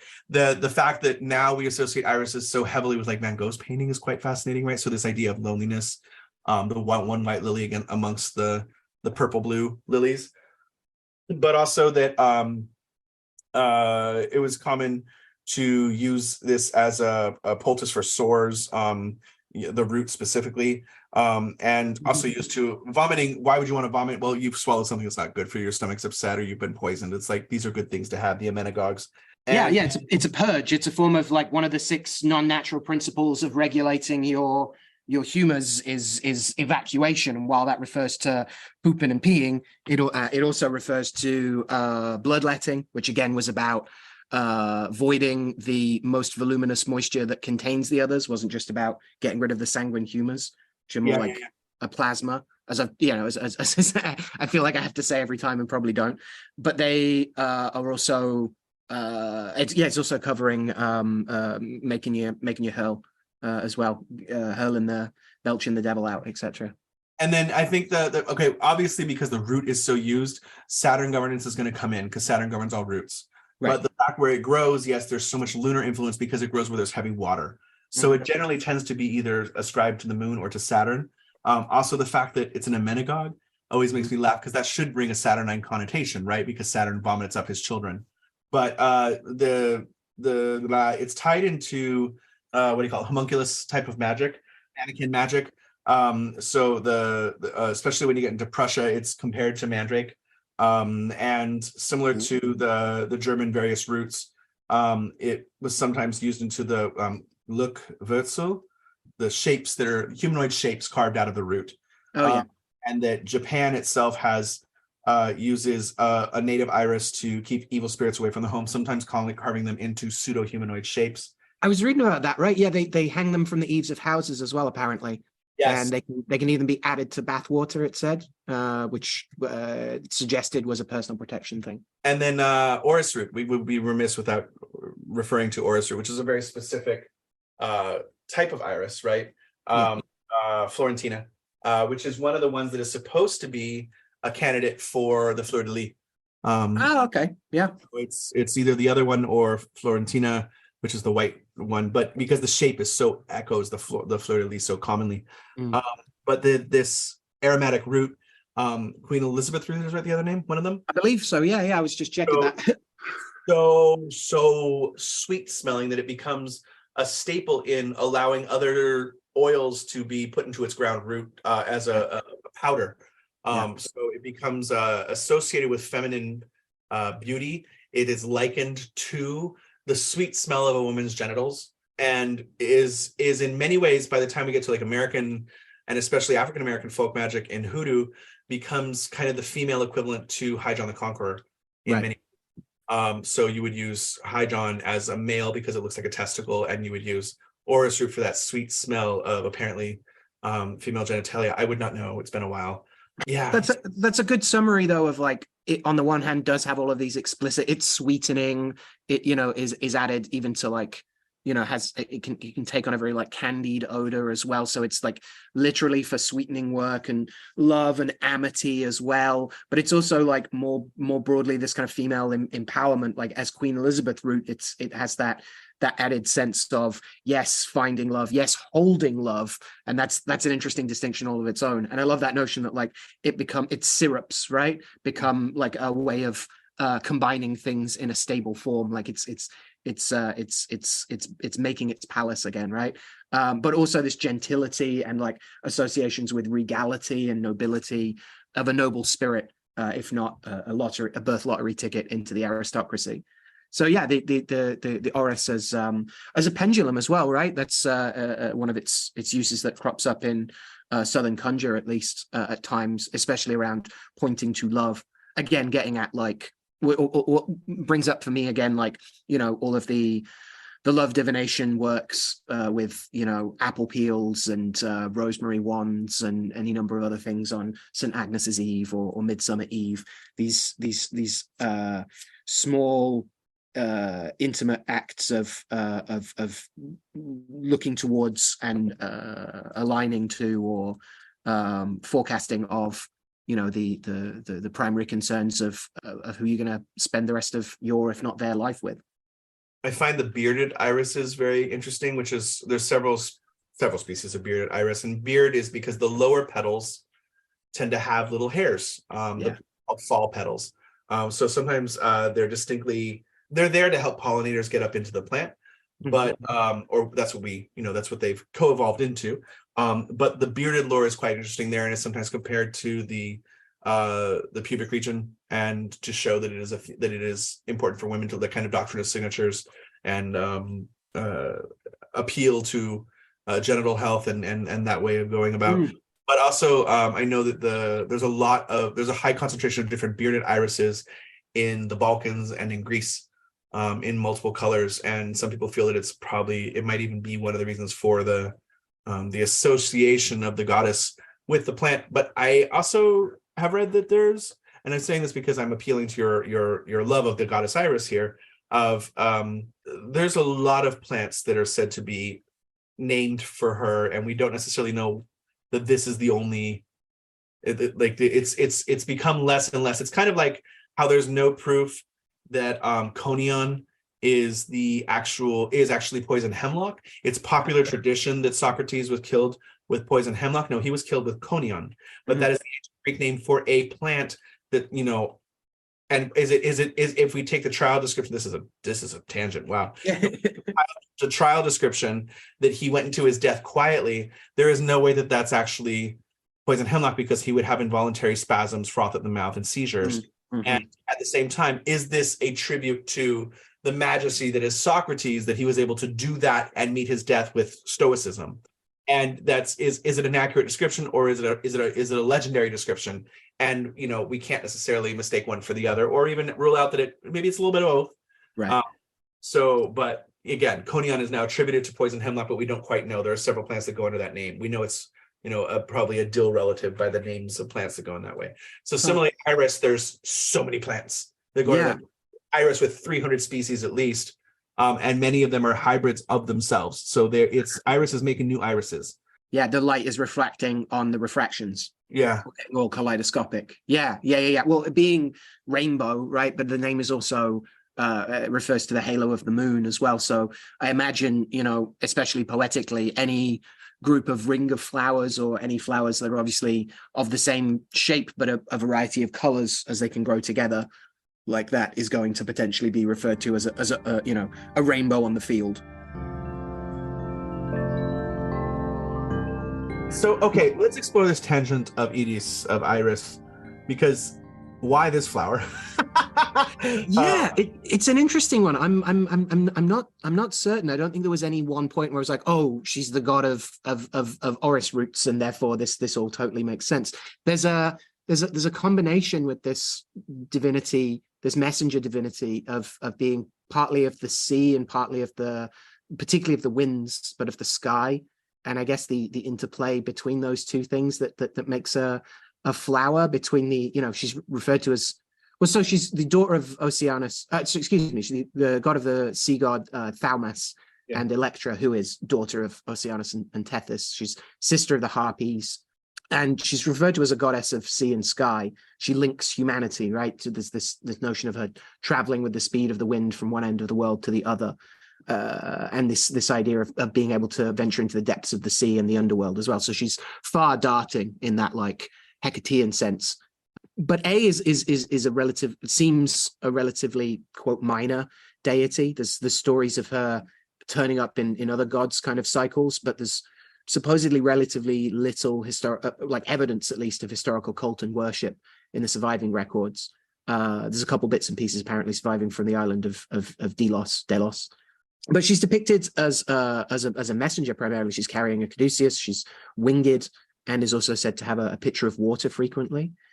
So there's this notion of like linking the earth of people and the sky and the light of the gods and the flower that grows between them, I guess. But that's again why that particular flower. I'm not sure. I'm also especially interested, obviously, in seeing where the divinities of the winds themselves turn up, and Iris is supposedly consorted with Zephyrus or Zephyr, right? The west wind and one of the four anemoi.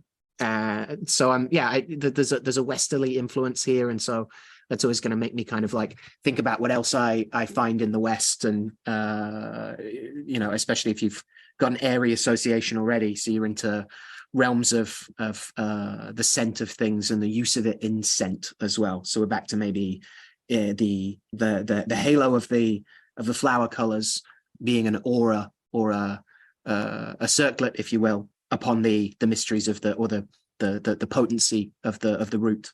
Maybe. I mean, I can ascribe meaning to it. Yeah, that's the fun part. But I do think that with so many species of iris being endemic to the Mediterranean, it's quite fascinating because they're similar structurally plants, but they're all considered a group name of flower under the name of iris or iris. And out of that comes that it comes in so many colors. It also is, this is a perennial, right? Like it's going to the ground, it's going to disappear, it's going to come back, which shows just like the messenger herself can go into the depths of hell and come back.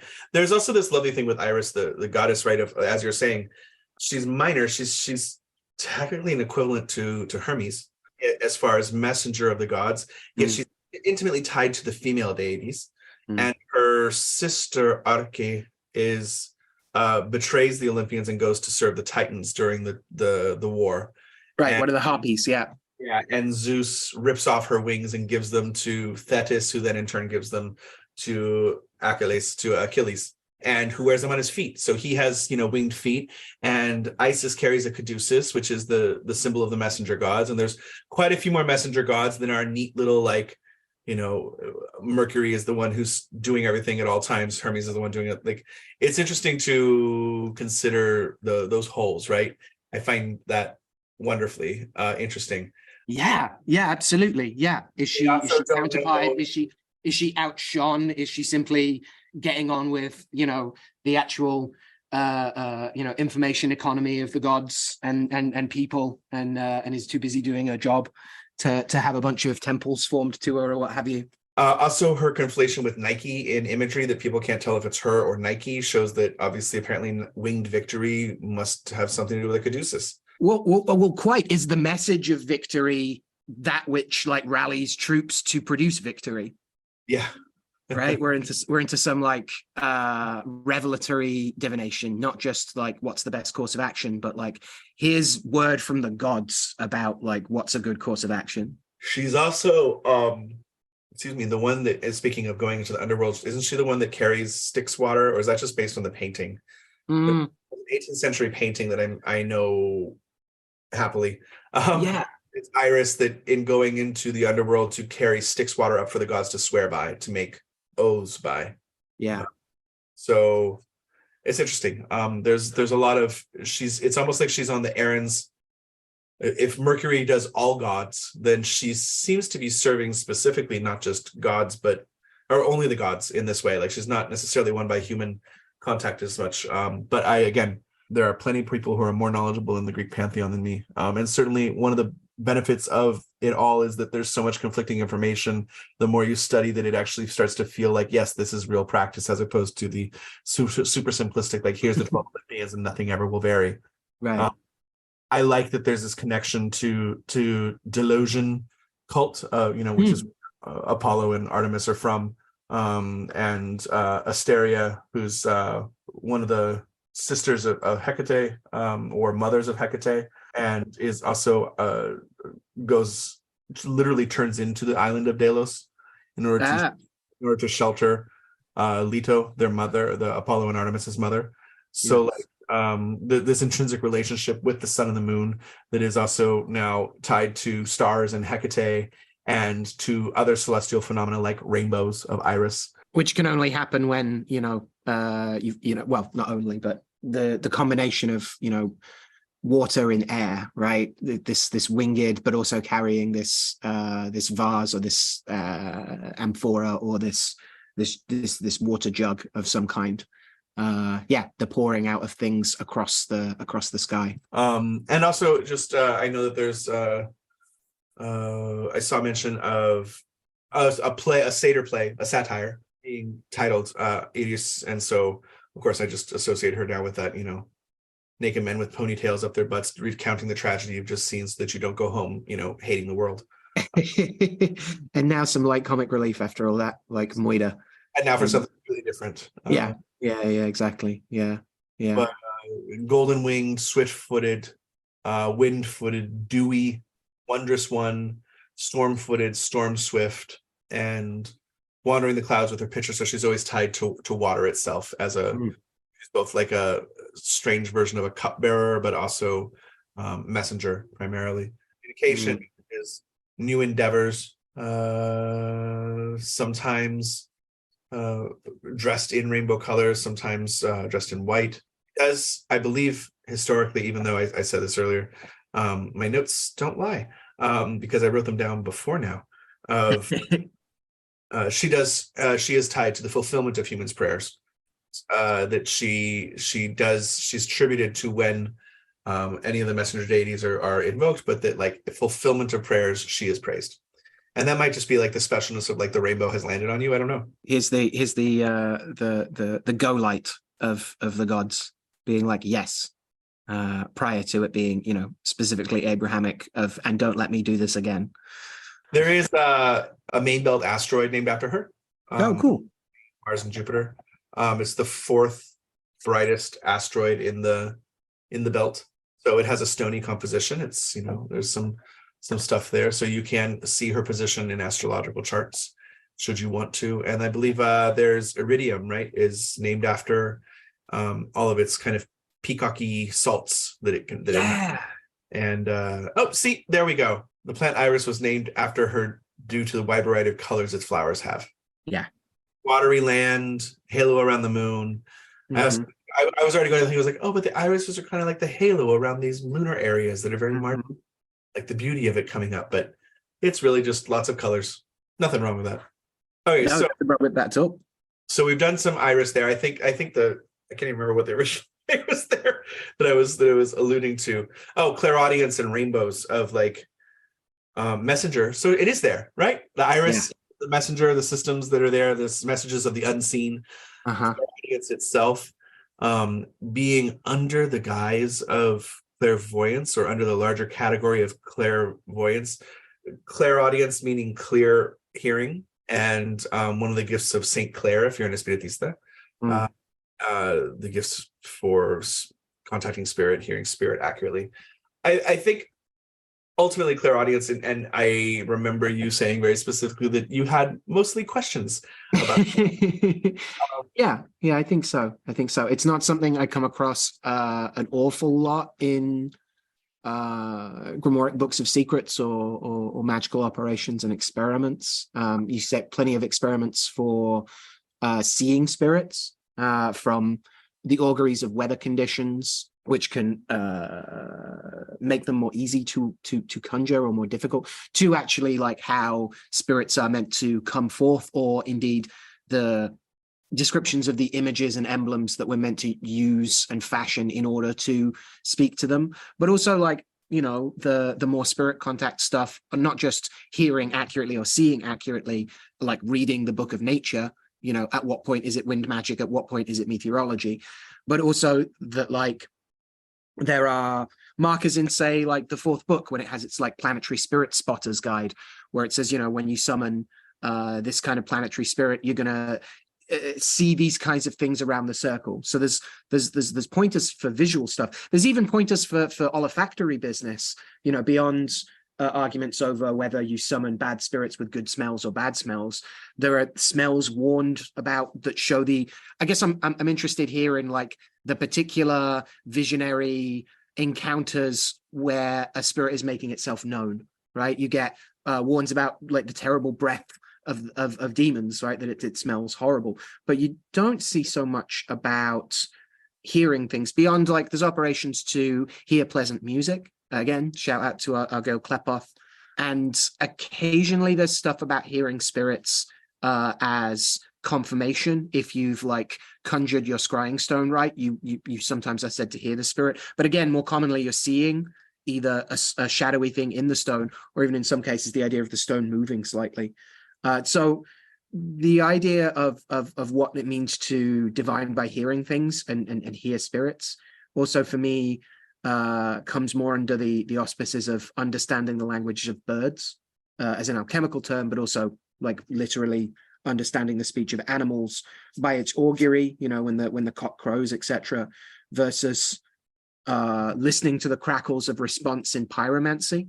So especially pyromantic techniques that work on like not just building a fire and listening to it, but setting particular questions and putting particular things to represent particular people in a situation, and listening to how the fire responds to burning like that handful of corn versus that handful of barley and things like that. So I was kind of like summarizing where I've come from in terms of seeing these as operations of hearing things, but it does seem that it's more tied to the development of mediumship as a concept and more in line with the psychism of communicating with spirits, of hearing them speak and of speaking back to them.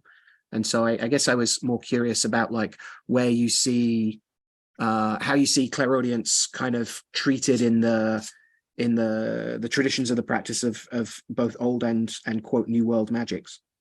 I think this discussion of it doesn't seem to be intrinsically separated from clairvoyance. Yeah, is important because certainly many goetic spirits are accompanied by trumpets and cymbals. sure.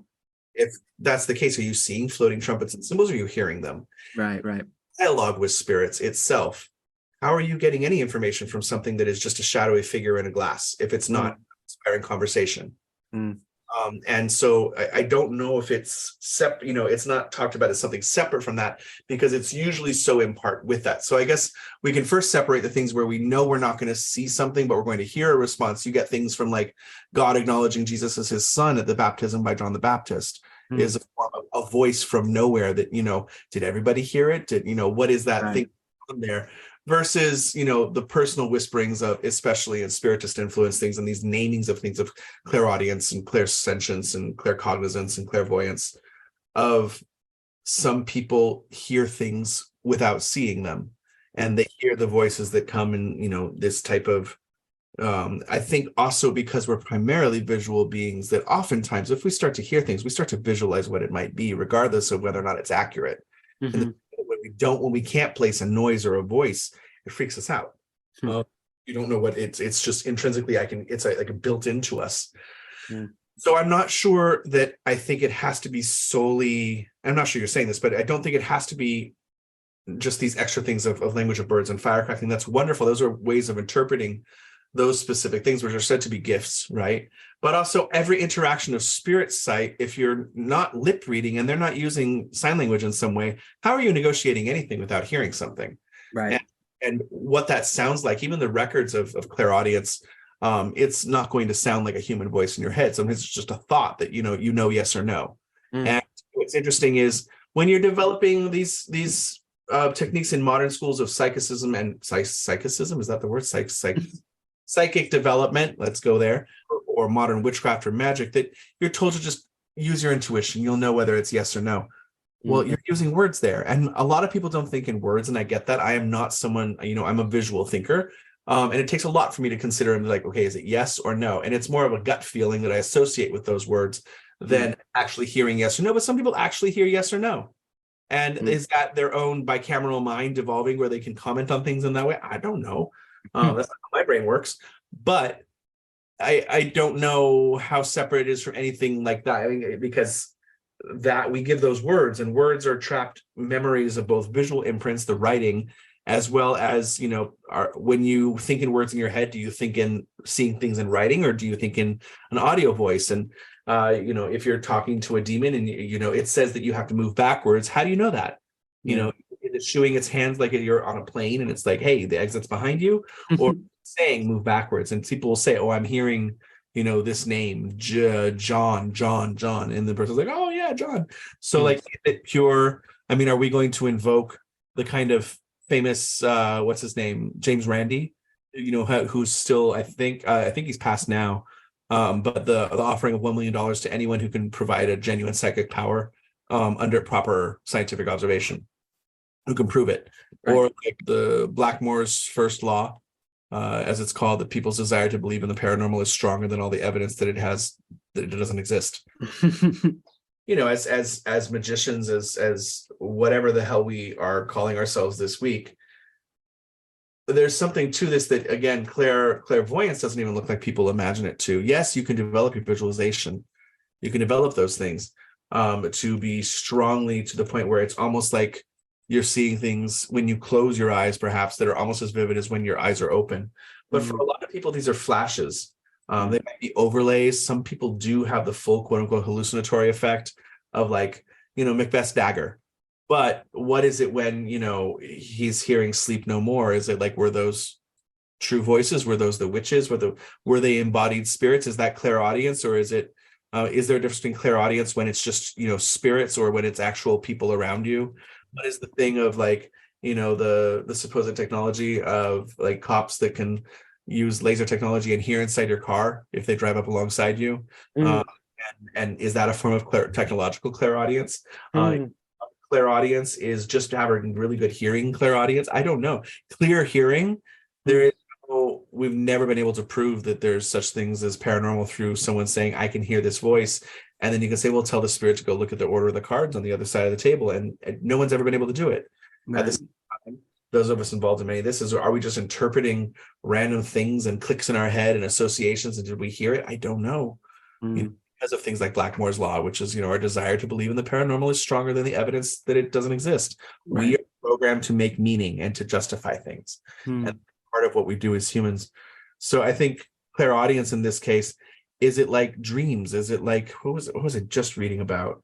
The kind of savior mechanism that comes in during grief, that we might have strange dreams, and Freud's dream of the father that, that is bemoaning his son in dreams, that his son says, like, Father, I'm burning.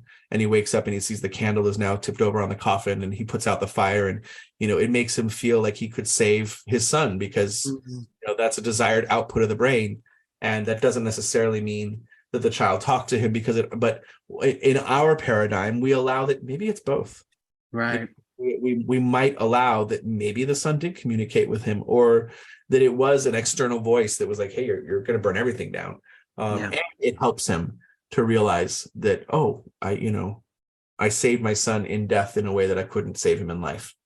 Right. There's a component of clear hearing that's also about putting the phone down at a certain point, of putting the entheogen pipe down once you get once you have heard the message, put the phone down kind of stuff, right? Of what do you do with that then? How does that inspire you to go and fight the English?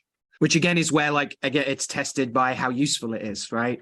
Beyond the potential grandiosity of getting a message from God or from, the Archangel Michael or what have you. Like, what's that do for you? Like, how does that what's that do for the world? How is that helping you understand, like you say, finding your meaning in this crazy old world? Yeah. And I think certainly these notions of clairaudience within a larger kind of Christian, Judeo-Christian context, right? Where we're seeing an upswing of, Spiritism is certainly post-Protestant Reformation, and kind of egalitarian, this belief that anybody can talk to God and interpret God's word.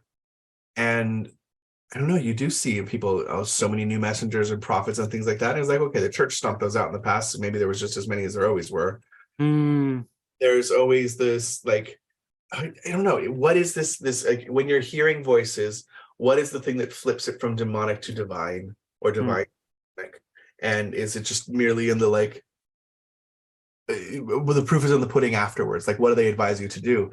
And I think like, I guess in the kind of like my very bad understanding of psychology of like, a lot of magicians, for instance, I know have expressed fear of going to therapy because they feel they're going to be judged for their beliefs. And you know, we've had great dialogue and interaction with the psych community, especially like with people like Vanessa, who's Sinclair, who's fucking awesome. But her point in one of these joint sessions of the psych art cult, please do more of them, Vanessa. But that a therapist's job is not to judge what works for you, but can you function and are you happy? Right.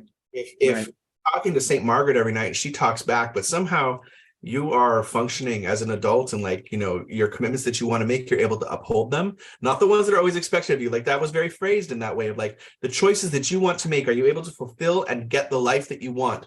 Then who cares if you're talking to things? Right. All religion can be judged by that in that way. So, and like, you know, just because you can now a biased person would be like, oh, well, I don't necessarily think that's good for you to be, you know, killing pigeons to that, you know, pile of stones and metal things and dirt in the corner, and it talks to you and tells you what to do. Okay, we have a difference with like the Mexican president who was a spiritist and listened for spirits to guide him every single night in his policies for the next day. I mean, Reagan was an avowed, well, specifically Nancy Reagan was an avowed astrologer or astrologist, you know, perhaps whether or not she was an astrologer. But like, there's something linking all those things together. I don't know. I find clairaudience wonderfully fascinating for someone who is, you know, been in seance and espiritismo criollo training for so long. It just becomes this thing of like, I hear things sometimes before I see them. I'm primarily a visual thinker, but sometimes you hear things, it's off-putting. And there's a difference of between like remembering the sound of a word, which I think it's not going to be as loud, but there's times where I'm falling asleep and you hear like the dream speaks a certain way, like, oh crap, that was really loud. It's like resounding and it's always heard it. Or when people hear their names, or you know, a certain undisclosed location that we both know very well, of like going around and whispering to people good night as people are falling asleep, and they all hear it and it like travels around the room. You're like, I mean, somebody's playing a joke or something is pretty much on. You know, as one of the four clairs, it's not quite, it's just interesting to me to think, what is the relationship to the voice and the vision, as it were? What is the relationship between those things? What is it when the dub is off, right? And it freaks us out when someone has time delay and we can hear the sound, but the space isn't matching to it, the visual recognition. And similarly with clairaudience, there's it's off-putting. What is the source of this sound? What are these voices coming from? So I guess that's, I mean, yes, it's inspired by Joan, but there's something largely there. I think of Sinaquiche, which is a plant in the Americas, Hemia sacifolia, I believe. And it's grows from Mexico down to like Argentina. It's an indescriptive, I mean, the bush isn't particularly remarkable. It has a soft yellow flower, but there's this evidence of it being used where it would be used to bring on clairaudience. And not necessarily, you don't necessarily get the answers to questions you want, you just hear voices. So, the leaves are put into a cup or a jar, cool water is added, and the mixture is placed in the sun. And it's in the sun specifically to ferment for at least 24 hours. And during that fermentation process, the sun is said to go into the water and allow the voices of ancestors that wish to get messages across to speak. Right. So this is an interesting thing. Let's say in the stellar witchcrafty world, we could consider right now, this also tell you the date that this is being recorded, but Algol is Kazemi right now. So Kazemi being when it goes from combust to actually behind the sun, and the sun is said to amplify certain effects of stars and planets. There's various schools of thoughts on what fixed stars can do. But if a star goes Kazemi and it's aligned to the sun, while it's Kazemi, of course, that's a different election. We're now no longer in the night school. We're in a different thing. What is a star doing behind the sun? That's for different cultural contexts to do. But it also makes for very different solar elixirs during that time of what stars are behind the sun and free from combust, which is as the star approaches, or a planet, whether wandering or fixed, approaches the sun, that it loses power. It's burnt by its rays. But at a certain point, it goes behind it and aligns with it, and therefore must be in some sympathy with it. So it makes me think of what would it be right now to have an Algol Kazemi sun elixir through Sinaquiche, which is used to give auditory clairaudience. To give clairaudience, or to give ear to the voices we don't normally hear. So that's my more practical.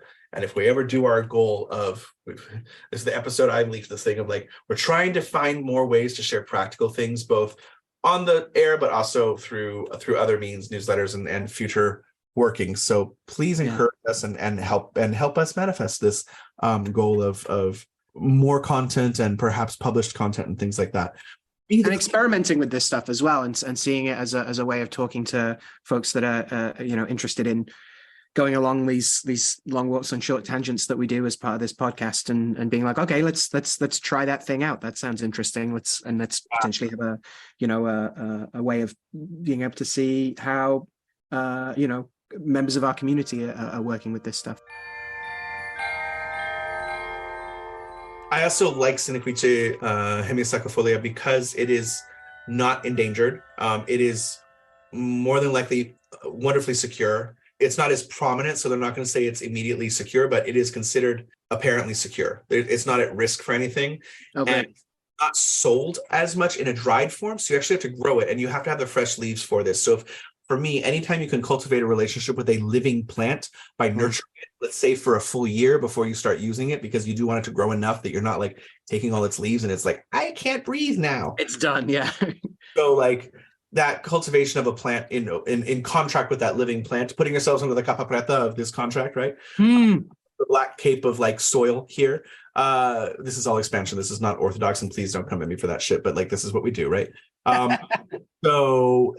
Yeah, I like it for that. I like that, it doesn't seem to have hugely toxic warnings with it. This is something that it has been used for in various groups in Mexico and Central America, and then by experimenters since this has been found out. God bless Arrowwood and all of it. But this is because clairaudience isn't necessarily as fun, and people just will hear crackles and pops at first, like the Rice Krispies talking to them. That there's a whole other thing there with like hearing the dead, and that guy that did the early radio experiments that we used to about, like that. Okay, we'll have to revisit him maybe as a dead magician. It's EVP isn't just limited to like a particular type of radio that can give you static. Thinking about static as opposed to like glimmering. The auditory technologically aided clairaudience is like is its own huge part of modern parapsychology, right? For sure. Absolutely. Yeah, for sure. So maybe I think that is an interesting one to explore in the future. But anyway, so such practicalities as things with Sinaquiche and yay, practical. And toxic, and having to form relationships with plants. As far as, which is funny because it's a flower, so I always knew like Joan flower, but like she's probably going to come in at the end. I don't know what's the segue here. Is it Quella? Is it iron? Is it strength? Iris to iron. Well, okay. So as the rainbow falls to earth, so too does the sky. Okay, yeah. Which of old was called iron and sky iron and meteorite, and the evidence that the sky is made of iron. But okay, iron itself. This is a huge friggin' topic, and I feel like in the future, like there's so many things that can be extrapolated from this, because there's other geomantic associations and Odu ascriptions to this. And it's funny that the one that we pick for me has very little to do with iron, but certainly with strength, and like the lance-bearing saint of Joan of Arc was given a gift of armor, which steel is not the same, but still contains iron. Right, is a child, like you said, you mentioned the children of steel, right? Like, yeah, is a child of iron. Yeah, so we have to. There's something to that. So iron itself, as it's funny because we usually say stone, and it is a stone. It's just that we usually refer to it as a mineral, but you can have a hunk of iron ore in your hand, and it is just, it's a very, very heavy thing. So iron has so much lore around it, and this marker of the Iron Age, I think, is particularly particularly interesting for us within the magical world view is it's one of the markers of the civilizations that never used iron and those that have fallen into the degradation of iron, and it's kind of Orcian, Saruman influenced. Right. It's a dark metal that was wrought by ill means and poisons the earth and does bad things because it shatters our weapons. Yes. And the difference between the copper and the bronze and these things that are like copper is much easier to mine than iron. There's less figure of it being the rape of the earth, mythologically, and just the mining and smelting process is so different. And like sky iron is so valued, but once you can mine iron, all bets are off. And this hardening this way, the blacksmith gods and what they become, and the relationship, of course, is so fascinating. We forget that with like Thor is the thunderer, and it's the thunder, the anvil of heaven is making those noises, but also the fact that, you know, as the hammer thrower, as many other things, that's the iron falling, that's the sky iron falling to earth. That then we try and imitate with our impure versions of like mining it out, but all iron being like, oh, it fell from the sky in some way in ancient times. Obviously, that's not true. Iron forms here as well. But there's this difference that Damascus steel was developed as a way to kind of fold sky iron into patterns to infuse a larger number of weapons with this sky iron alloy. The idea that sky iron does not hurt fray in the same way that iron does, and that iron is intrinsically related to what is much later viewed as Christian influence, to the iron of the church bell and the nails of the cross, and these come in as enemies to those denizens of the other world who only talk to us through clairaudience and clairvoyance. Yeah, the nail that holds the wood together, that cleaves this other substance that is so readily available. But in order to destroy the forest, we must have the metal that takes it down. We're not just fell wood. I was just thinking about how, this idea of like all these thunder deities, and that lightning is a bridging of heaven and earth as well, and the idea of like it being lightning bolts that are cast down, and the linking of that to not just meteoric iron or sky iron, but also any number of other things that fall to the earth, but also like thunderstones, for instance, thought to have come from above to below. And that we also have this idea of like the thunder that presages the change of earth is heard, but is also part of a flash of that which is seen, and is also ultimately about what actually happens on earth, not just what we can discern happening a ways away or in heaven. I love the connection there of clairaudience and clairvoyance again, of seeing and being intrinsically related. Exactly. Yeah. It's not, image is not refined solely to what is seen. Because what is seen is flashing and incredibly powerful, but also like potentially blink and you miss it. Yeah. And go blind in its hugeness. Right. And you certainly don't want to be hit by it. Yeah. So we see iron warding off all sorts of bad things, right? Most notably, the reams and reams of things that are written and reflected on about like horseshoes, especially in like the 19th century, where people didn't just want to report popular observations or customs or what have you, but also wanted to explain them, right? So you get all sorts of stuff about why horseshoes particularly, but also like seeing at least in the British Isles folklore of iron, that it's something else you touch to ward off bad omens, right? We think about touching wood as, I don't know, more colloquially nowadays. I find myself doing it when we are when you don't want to plan threatened, like hopefully we'll do such and such, right? But the idea of seeing a thing that could be potentially a bad omen, so not like seeing your house burn down, because that's a little more than just an omen, that's actually the thing happening, right? But like hearing the bird that your village says connotes that someone's going to lose their house, right? And then touching iron about that, touching a hunk of it, touching a blade, but also just like the ore, or like anything that is iron, especially bells or like keys, right? And so this idea of it being something that we pay some kind of brief homage to as, yes, protective, yes, carrying it with us, yes, being in physical contact with it, but also that we go to it to make sure that an omen of something, the clairaudience of like the birds telling you that battle's coming, gets to ward that in some way, or at least gets to be the thing that we can gather around, right? And that's just in it of itself. It's interesting to how often it's paired with tying it to hagstones for similar kinds of like specific protections around the house. So like one over the bed to prevent nightmares or battle against nightmares, or like keys, especially tied to hagstones. The idea of like the lock and the key there, that which you look through and that which, you know, turns the world that is moved through.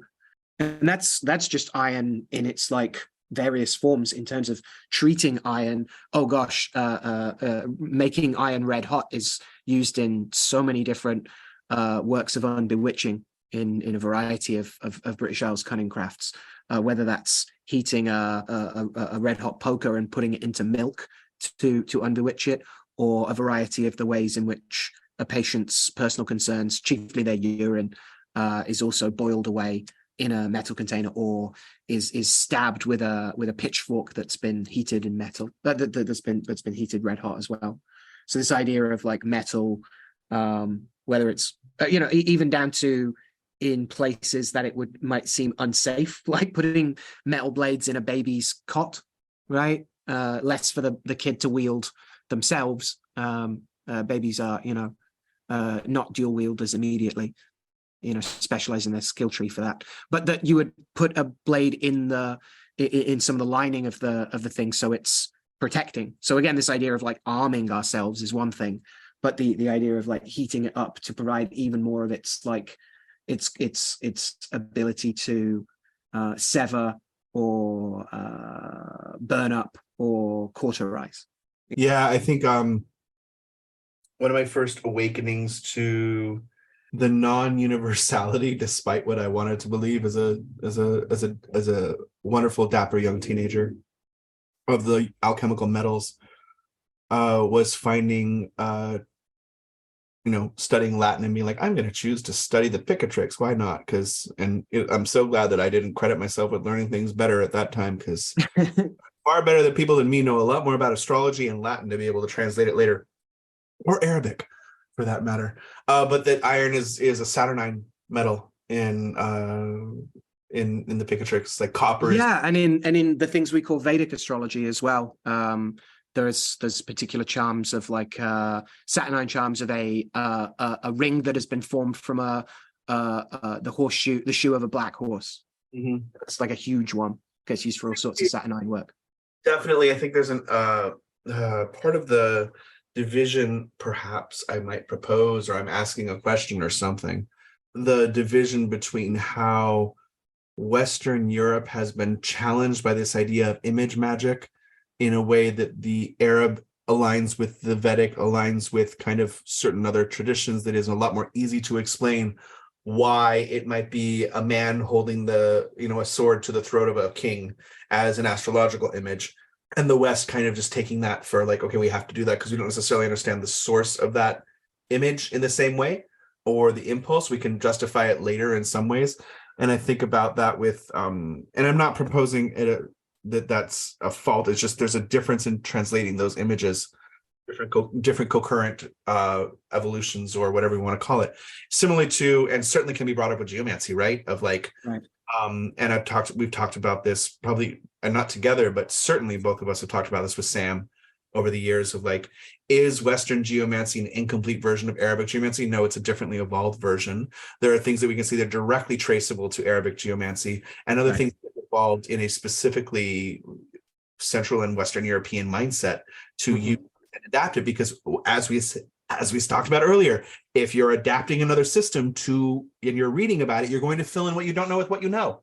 And that means that it will eventually evolve towards that, in the same way that like, saw this TikTok with a guy at Oxford who was interviewing a linguist who was just like, how do you feel about universal languages? And it's like, I mean, sounds very colonial. And tried it with Esperanto, which is, just Eurocentric. But the idea that there might be a universal language, that the way humans work, that within 100 years, there would be 1,000 languages again.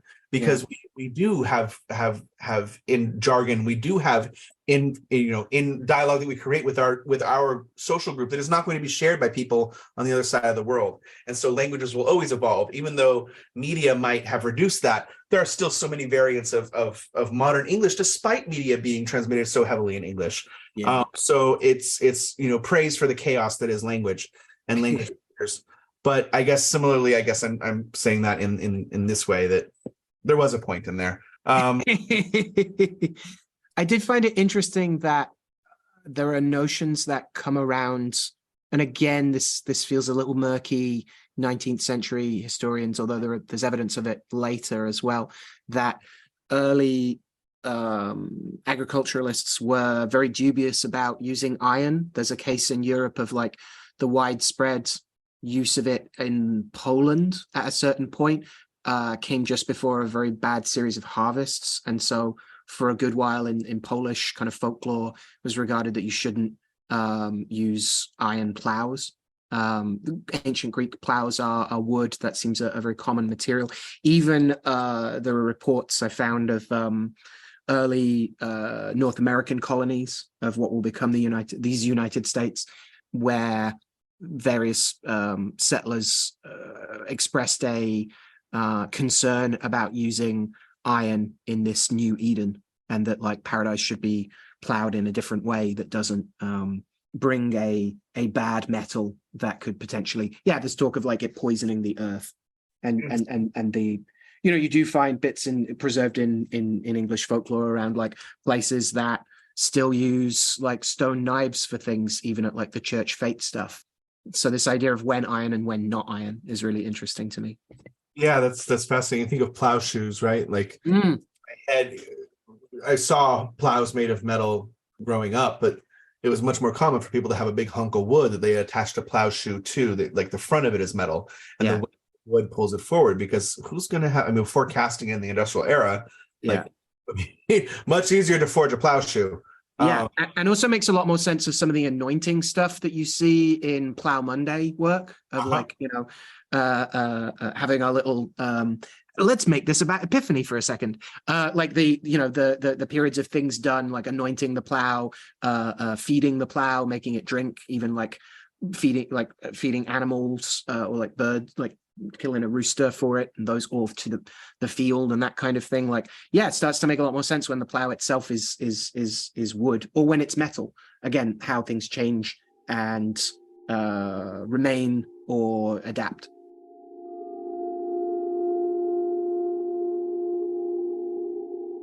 There were intrinsic relations. I love let's talk about obvious things. Iron, it rusts red, which is then red, gets associated with that rusty color and blood. And we didn't know that it's made of rust, but Mars is made of rust. There's a high iron content to Mars composition. Right. And this connotation of red metal, that even when it's black, it becomes red, which speaks to the god of war very highly in our minds and how we perceive things, but not necessarily the stratagems of war, like the Athena side of things, or the structure, but bloodlust for bloodlust's sake, the violence of that planet as we ascribe to it. What did Mars ever do to you? I also would be remiss to not like extol this fascination with West African and Central African permutations of the god of iron. That is so like, there's always this odd parallel, right? Like you're either a fire person or an iron person in these traditions.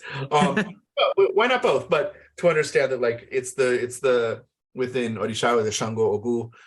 But even fire itself is so intrinsically linked to metal that before we even understand it as sky thunder deities, that the connection of iron to fire and wind and water as being a product of all of these natural forces that is specifically man. This thing, and the stories of Ogun as Orisha of lusting after and eventually subduing and raping his mother, which speaks to the process of getting iron out of the earth, and tireless work that then he imposes upon himself, first after a period of isolation, and like that he gets so upset from this that he gets hot-headed and runs into the woods, and civilization stops because civilization is dependent upon metal, and it takes Oshun to go into the forest and get him out again, which is, he tastes her honey, which is a lovely sexual metaphor, but that joy and moisture are necessary for iron to work. There must be a purpose to this horrifically brutal craft of hot metal into water, fanning the flames of the furnace to then singe it in water to keep its form harder, and that repeatedly hitting and heating and singeing and hitting and hitting and singeing makes something stronger. The idea that the metaphor is there for warriorness and the difficulties of training the body in the same way, or that the Yoruba swore upon iron as an emblem of truth, that Ogun will betray you if you broke the law of iron, which also then can be extended to things like swearing on a knife or swearing on many things. And is everything, yes, from these weapons and the intrinsic relationship between the hunter deities as well as the farming deities like Oko, but also the refinement that happens when we get to jewelry making and things like that, that there are permutations of that, as well as like the brother there too, like the knowing when to cut as part of all this. And I think it's, importantly revisiting Cauda Draconis / the Odu that's called Ogunda, this metaphor of it being intrinsically tied to metal. And the god of metal being Ogun, but the word for herbalism, healing magic is Ogun as well. I'm not saying those tones correctly. Yoruba well. But, this memory of manipulating something, hammering, pounding, singeing, heating, all of that is tied into herbalism as well. And just that to hunt something and excise it from the body, whether it be bad humors or surgery, or any of the art of scarification, which is a form of beautification, and relationship to that, not necessarily through a Western eye, but certainly, Ogun is anybody that works with metal, including wood carvers, including, all doctors and all of us who use technology. Ogun becomes technology itself. And yes, is considered brutish and brutish, but like also just such a lovable force of like the person who never stops working and is considered to be like the human heart, the forge that must always keep working. So there's a lot there to not bring him up. And from a personal, as an Olosha, as someone who loves Ogun deeply, iron is many things. And we could talk about sky iron, and a complete meteorite is its own thing. But meteorite, as I think, as we talked about in the long lost episode of Candlemas, of Lucifer and the connection to the stone that fell and all the permutations of that. But there is something, again, bringing back to sky iron and the Kaaba and, Moldavite. And okay, anyway. Tektites, yep. Yeah, that said, iron proves many things, and I'm sure we'll get to strength, but I kind of feel compelled to listen to you a little bit about Puella. Sure, yeah. So we could have, again, the combination of these like battle things of like the hard iron, and even the Maid of Orleans, right? So like, right, exactly, yeah. The maiden, Jehen, the Maid of Orleans, yeah, precisely. So this, and also that we've got a central thing going on of the just Puella seems to mark women who are marked by crosses as well. That like the form of it is somewhat close to a non-equilateral cross, as well as a form that you could read. I like reading a distaff or a spindle into it as well. For me, it's a figure that's good for attending to powerful female dead and feminine ancestral helping spirits and things like that. But it's nice to compare. We've got like our irises on the one hand and our orris roots and our notions of women's empowerment with Puella, the lady figure, not just the girl, although that's a translation of the name, but the woman, the hostess, a bunch of names around the fair of face, the clear-cheeked complexion, figure of, yes, gentleness and grace. A kind of duality emerges, at least in the Western delineations, between the kind of virginal mother superior and the perfect and particularly carnal like lover. And so on the one hand it's chastity, on the other hand it's and pure of form, figure, and face is one term. On the other hand, it's also translated as wench, as any number of the wealth, the panoply, the rainbow of English slang terms for women that we don't approve of. Also will occasionally get lodged on Puella, more commonly on Amicio, which is absolutely like the fallen woman.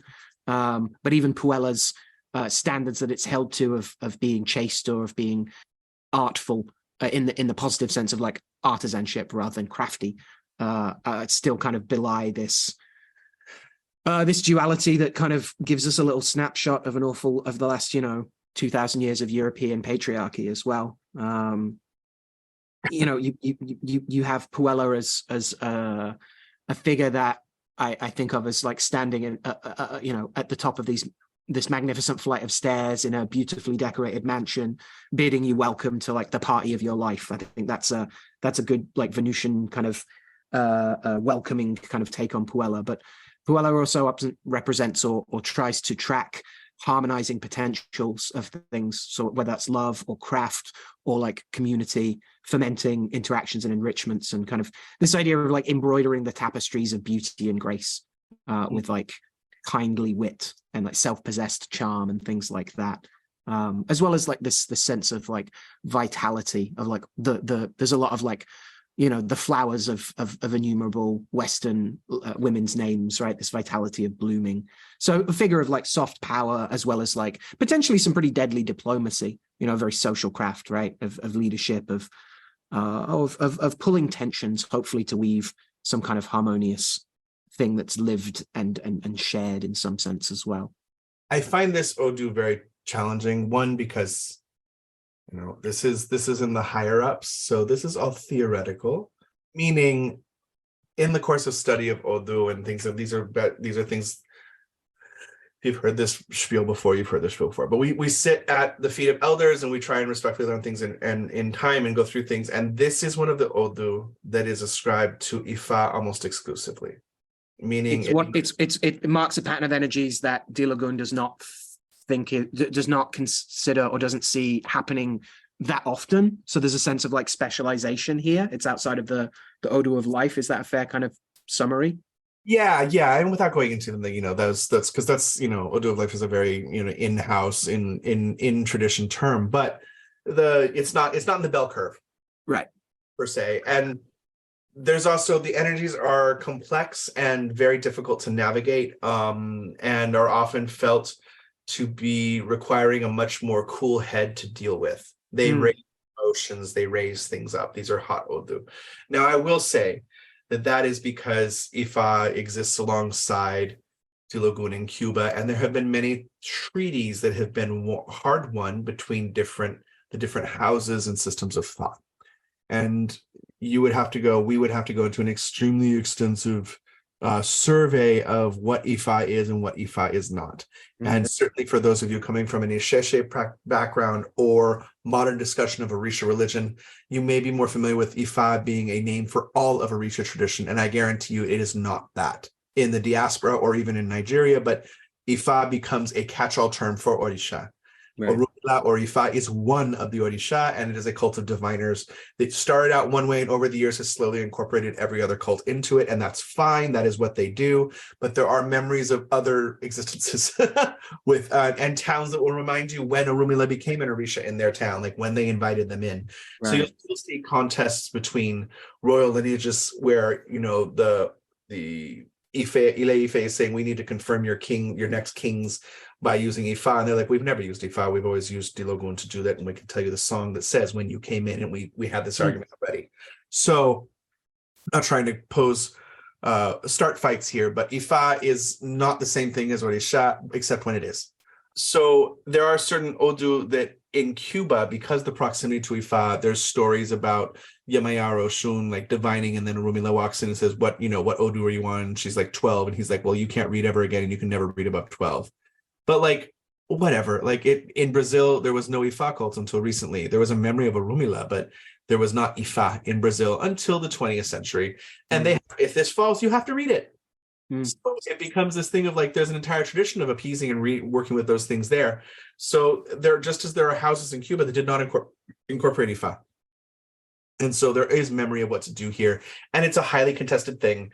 And it's difficult to because everybody's going to have their opinion, like, no, you can't do that. And yes, of course you can. And something that I've witnessed for as long as I've been around an adult around the tradition. So I think that's there. Otura is, said to be the Odu of greetings and obeisances and of wisdom, and it's very close to God. But because there's this obeisances and wisdom here, there's a little bit of attitude that comes in, where one can lose their head and become a monster in this Odu. So capricious, proud, crafty, violent, that if you do not have good character to support it, this Odu will drag you down. And lots of talking, too much talking.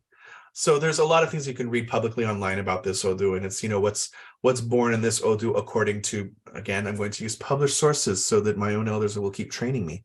The human race, blindness, equality, paternity, artillery, the rifle, songbirds, legumes, intelligence that is captured through and stored in the brain. The travel bag of the diviners, drug addicts, the noise of the roar of the sea, the concept of coup, of taking over through a coup. Disputes were born here, and the secrets and relationships between roots and branches of the same tree, which is a lot, right? There's a lot of like, what is this thing? Like, yeah. And because Cuban systems tend to be, it's all encompassing. This is not just like, yes, no, it's like, this is an extremely difficult concept that must be explored. It must be qualified past this mention of this Meji, which then has 15 other permutations of its energy in combination with the other Meji Odu. And so it's almost impossible to speak of this on its own. When it's read in Dilogun in Ixexi or in Brazil, it's going to be read as a Meji. And it goes, the Cubans would do combinations, but long ago would do Meji as well. But there's something to all of this where you then have to qualify the orientation. Is it in an easy integration of this energy or a difficult integration, meaning ire o sogbo or ibi, as it's called in some versions of the tradition? And what is the source of that and how? I mean, these are all things that are studied and can be studied objectively as like, what is another divination system doing to like give a full picture of how things go? And it's specifically a wonder child of the Yoruba mind here that is truly, the divination system is incredibly complex. It is not all left up to whim. If people know what the Odu has, they can listen to someone else's reading, go, that person doesn't know what they're talking about. Not just because they said one or two things wrong, but like that we don't know what the system is that they're reading, because it is not as free interpretation, let's say, as tarot might be. You can be like, oh, that interpretation of the sun is off, but like, sure, it's their reading. No, that's not how it works.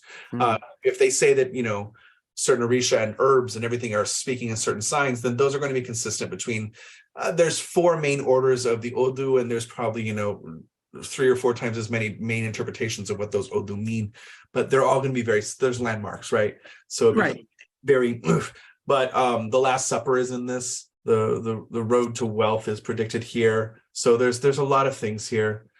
Here it's the tongue and lack of sobriety, telling people because you get high off of doing something, which is typically a female attribution, which I don't want to corroborate that, but like I can see a relationship to Puella in that way. That's very real, and it's something I'm trying to work out how to frame in a way that is helpful, because on the one hand, Puella absolutely has the stereotypical things that patriarchy thinks women do, right? Gossiping, and a variety of other kind of feminine evils.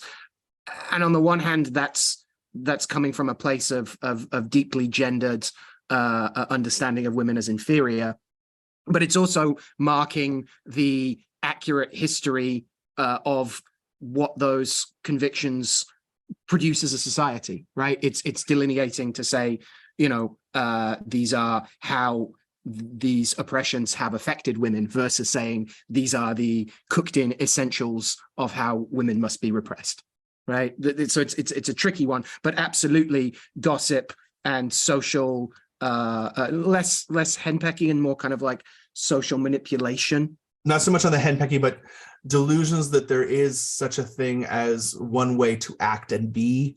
That others who do differently are less than you. There's a hoidiness, in towards the other system, towards this kind of Umbanda, Kimbanda type of frame. We would say a little bit of the Das Almas leaning of like condescension, but in a more social way. So not just with knowledge, but like culturally, we are better than them. Culturally, we are more strong. Interestingly, where you'll see written accounts of this being tied to whiteness and I bring up Fred Moten's line of, and people can yell at me for this all they want, but the idea that whiteness is intrinsically tied to the assumption that you don't have to doubt whether or not you're right. And this idea that there's absolute truth, very much a part of this Odu. It's wrong. You don't know what absolute truth is. And right, if Dweller doesn't have something to queen about, it will make something to queen about. Yeah. Oh, the Alteza influence. Okay, wonderful. So and it's just, you need to work on pride. Good character is a huge emphasis in all signs, but in these higher signs, good character is your only salvation. Be grateful for the good that people do to you, and never forget those who helped you in your problems. Do not forget where you come from. Do not be unhumble in this. Right. It will be a problem. And also there's problems in this Odu of as written about publicly on things like oshaifile.com. Just saving my own head, as it were. Separating yourself from the acknowledgement that you didn't come by everything on your own. Right. Theft of mind issue. Like, even if you say you're self-taught, you're not self-taught. Someone wrote a book that you picked up and read. Recommended that book to you. That person's influential of your success as well. So it decries the bootstraps thing. It fights against that. And it also fights against arrogance and colonialism and a lot of other things. It mentions like how defeating that will be in this sign. Accruing of wealth is not necessarily an inherently bad thing, but if it's constantly at the cost of other people, and we can go into Marxist attitudes about that, because that's totally wonderful to complicate it with. Yeah, so I think in this sign, it's one of the things that World is going to test you to see what your character is before your blessings are given, because you already have so many blessings of wit and knowledge and things like that. And like, are you a dick, or are you like, let's use that sexist codist language there. Are you just a nasty person? In which case, it's gonna be like a raccoon trying to wash cotton candy. Right, there's nothing there to shine. Yeah. So I mean, there's plenty more to say. Again, this is understanding of Otora Meiji as promoted in public sources. I think the Dilogun Odu is of course slightly different. And so we have to be careful to compare it solely with those things, with the 13, 14, 15, 16, or even between signs, in the same way that some people would feel it's as different as like geomancy Tuifa or Ramel or any of the other permutations of a homoformic sign. I do think it's important to, let's look at the confluences of things here. And again, if Odu is something you're interested in the same way that, yes, there's lots of resources for geomancy out there, but if you're interested in like Arabic geomancy, like, you're going to have to find someone to study under. And I would venture that to get fully out of, and I'll promote Al here, if you're looking to study, European geomancy, like, you're still going to build off of what's out there. And you're still going to want those historical sources to study. So those become your mentors. If you're able to find someone living that you jive with and can, Al, who are both familiar with historical things and are also developing new associations, correspondences, and things like that through studying what's out there, that's still a form of mentorship, to take classes in the same way that these traditional ascriptions to Odu, like, there are 40 million Orisha practitioners in the world that all believe in Odu in some form or another. You can go find one to study under. It's okay. A great level. And again, you're going to get a fuller picture of, even if you only study that one figure with them, if they even let you do that, you're going to get a fuller picture, because they're coming from a developed practice where this has to fulfill community functions and interpersonal arrangement.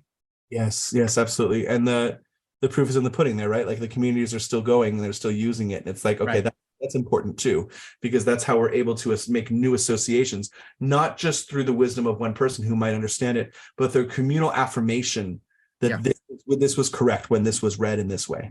Yeah. So you can as mirror to reflect back, refine, and build the solar battery of knowledge that can then disseminate and make more is beautiful. And part of these, when it's a living tradition, is really don't try and separate the knowledge from the culture. It will fail every time. You will be someone invoking demons from another system, and you'll still be your system, even as much as you've think that you've added a little bit of cilantro to what you're doing. Right. Yeah. And you've done your own palate a disservice at that point.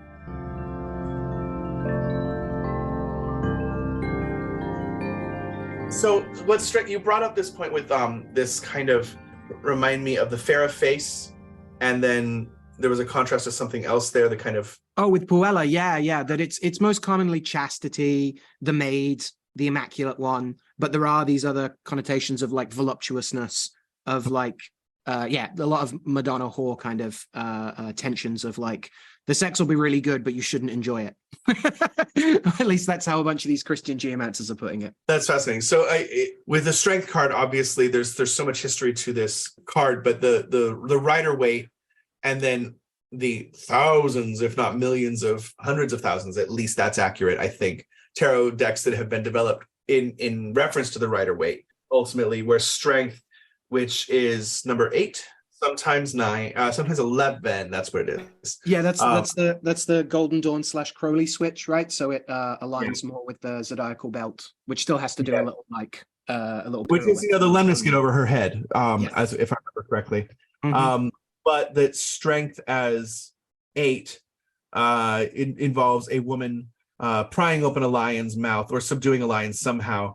And there seems to be a kind of Herculean reference here in the past, where it's a woman with a broken column or a person with a lion that then gets combined by the time we get to things like the Ferrara Forteza image, where now there's a woman who's clad in armor who has the lion with a broken column, which still speaks of Hercules in some way. But also, I think, yes, there's the cardinal virtues, right, of temperance, justice, and the strength is fortitude originally. That makes perfect sense. But that fortitude becomes strength and eventually lust for the Crowley deck. We also have to acknowledge that force itself becomes female in most of the Romance languages. Right, la forza, yeah. And so that this allegory that started being developed in the medieval and early modern period to depict her as an abstract concept is going to follow the gender of the word. And that might seem weird, I think, in English-speaking countries where their words aren't individually gendered in that way. But there is something super strong about a woman who can pry open a lion's jaw, of course. And so I just think about that too, of like, it's one of the arguments behind like Santísima Muerte and why is it female? Well, death is female in Spanish. And there's, it doesn't necessarily mean death is always female, but like if you're going to have an allegory that's there, it's already cooked in. It's having some relationship to that. It's reified by the language itself. Yeah.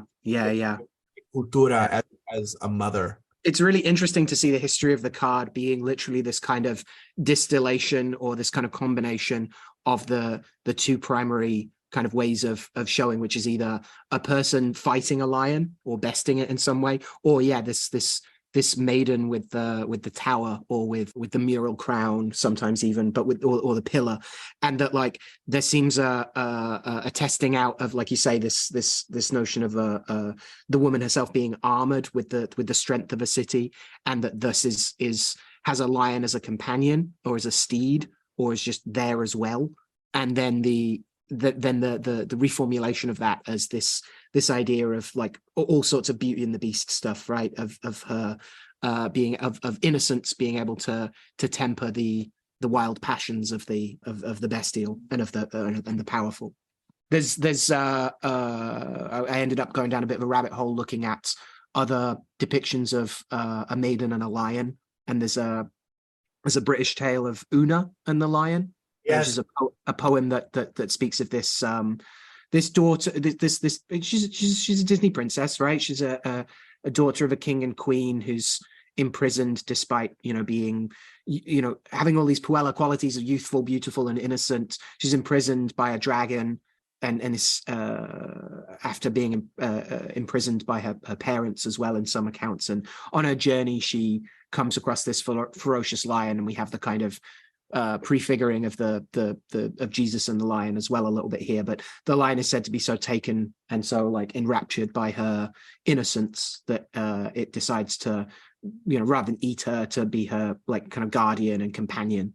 And so this idea of a variety of like an inversion of the unicorn thing, right? That the source of innocence and piety by purity, I suppose, and like inherent goodness, we might say, and fairness is itself a defining locus about which interactions with the world and its ferocities can be, if not tempered, then leveraged. right? Because we're not talking about temperance here. We're talking about like fortitude and what it means to go forth strongly, as opposed to justice or even prudence, right? Which is in there as well sometimes. I mean, I'm a big fan of Spencer's Fairy Queen, which is a whole other source of Una. But yeah, I just Una is a big thing because the tide of the Fairy Queen, but then also the use by Victoria as replacing herself in the Una image, but the lion being the totem of England and the unicorn of the Scotlandia. Yeah. Also, there's a beautiful, what is it? Is it 2012-ish? I saw a coin recently someone had that's minted to commemorate the Diamond Jubilee of the Queen, but it also echoes the same coin from the 19th century of Una and the lion with Victoria's side. Awesome. Yeah, the Victoria by the grace of God, Queen of the Britons, defender of faith, whatever. Right. Again, this formulation of a warrior queen, right? In a different way. It's got all these Athenan qualities, but also there's a lion now, not an owl. It's not Athens. This is, the seat of Londinium, but it still like has to look like a powerful lady warrior queen leading us to victory. Victoria, right? Yeah.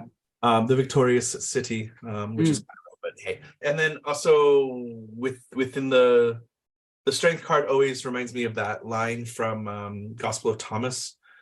Lucky is the lion that the human will eat, so that the lion becomes human, and foul is the human that the lion will eat, and the lion will still become human. So it's like, which is in some ways like, discernment, knowing you're not inviting everyone to your feast, quite literally here, but that, the human can dominate over their perhaps emotional animalistic, and there's an elevation that comes with that. It's worse if the emotions overcome the body, and the lion now walks in the guise of a human body and what that is. And there's so many implications to this, but it's such a classically Thomasinian, like, let me fuck with you a little bit. I love this card in the Thoth deck. Yes. Yeah. Oh, the card of divine drunkenness and ecstasy. Yeah. The flame with lust. Life as it is. There's this intrinsic flow between the reader, the one using the cards, and like the magician card and the lust card. Right. Strength, power, vitality, sure, all that shit is great, but there, and like whether you're gonna do I don't know. The fact that it becomes Babylon riding the beast, and whereby there is no separation between Babylon and the beast, and that the blood of the saints is literally kind of what she is and is writing, and that the heads of the beast are different saints, and that the container is also what it contains, and the intrinsic material nature of Babylon, and the red lady in all of this, that she with the flaming hair is flame itself, and Sangreal to the max, right? Like Sangreal and Sangreal, the holy blood, Holy Grail is the holy blood. Yeah. And there's something to this. And the minute you bring in lust, my little 90s chaos heart is still going to hear lust of result as being something void. And the fort is needed to like do effective magic, which is just bringing about any desired change. But not just that, it is something that's inherently magical. Does not necessarily make it magic. Let's be very clear. But sure. But in the shift of that lion to the beast, right? Who's still leonine, and that's not an invention of Crowley either. Like, despite having the 7 heads and being draconic, it's also been the Whore of Babylon has been riding a lion type thing since at least the 15th century. But this almost this idea of like, in doing that, we aren't just doing the satanic inversions of now the beast as our savior. We're also looking at what it is to move away from a psychomachic model of the war of the soul against these base animal urges, to an integration of the interplay between them, and how even down to one modern summary reading I was going through, arguing that strength is about combining 2 strengths to overcome a weakness. This idea of the inseparability of the Scarlet Woman arrayed in the sun, and the beast of 7 heads, and itself the grail that she bears, and to which all of the tentacles of heaven point towards on that card. Yeah, there's something about, having come from fortune and, incorporating external influence into your life, the good, the bad, and the otherwise. By the time we get to lust, there can be, and although, bringing up the Lion of Thomas, like, it is not just about to separate the wheat from the chaff. They both have to be brought up. You can't just condemn the chaff, as it were. You can't just say, like, these are qualities I don't like about myself. You can't listen to external labels at all when it comes to that. You have to fully go into them and you discern for yourself what is going to be rising to the top. But I think there's a huge part of that with lust, right? Like, lust is something that is described as a vice throughout our Western history, but in this case is something far more than just carnal lust, although it can stop at carnal lust if you want it to. And the idea that it's not segregation but integration that is being sought, and that integration will allow certain things to find order, but you have to impose that order. What is it to be headless and figure that out, all that type of yeah. So I like this card. It's fun.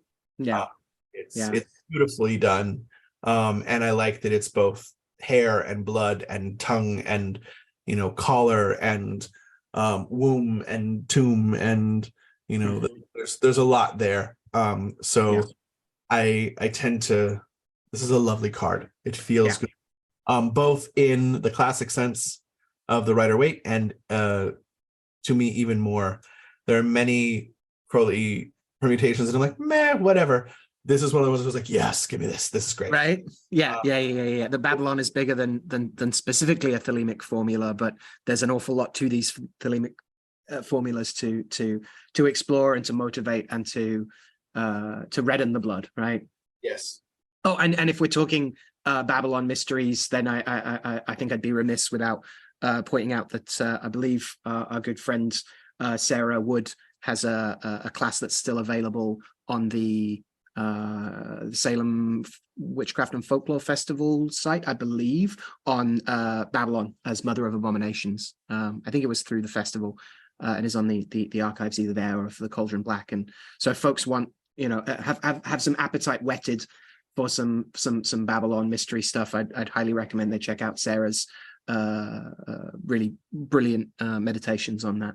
Yeah, I also seem to think that we might have a proposed topic for her in a guest appearance in the December region to bring in said red. Yes. And more red ladies, more red lady and the ladies of Revelation, that is the woman clothed with the sun in the Feast of Guadalupe. So now that I've spoken it, we have to do it. See you soon, Sarah. So yes, there's something just wonderfully beautiful that flows from that.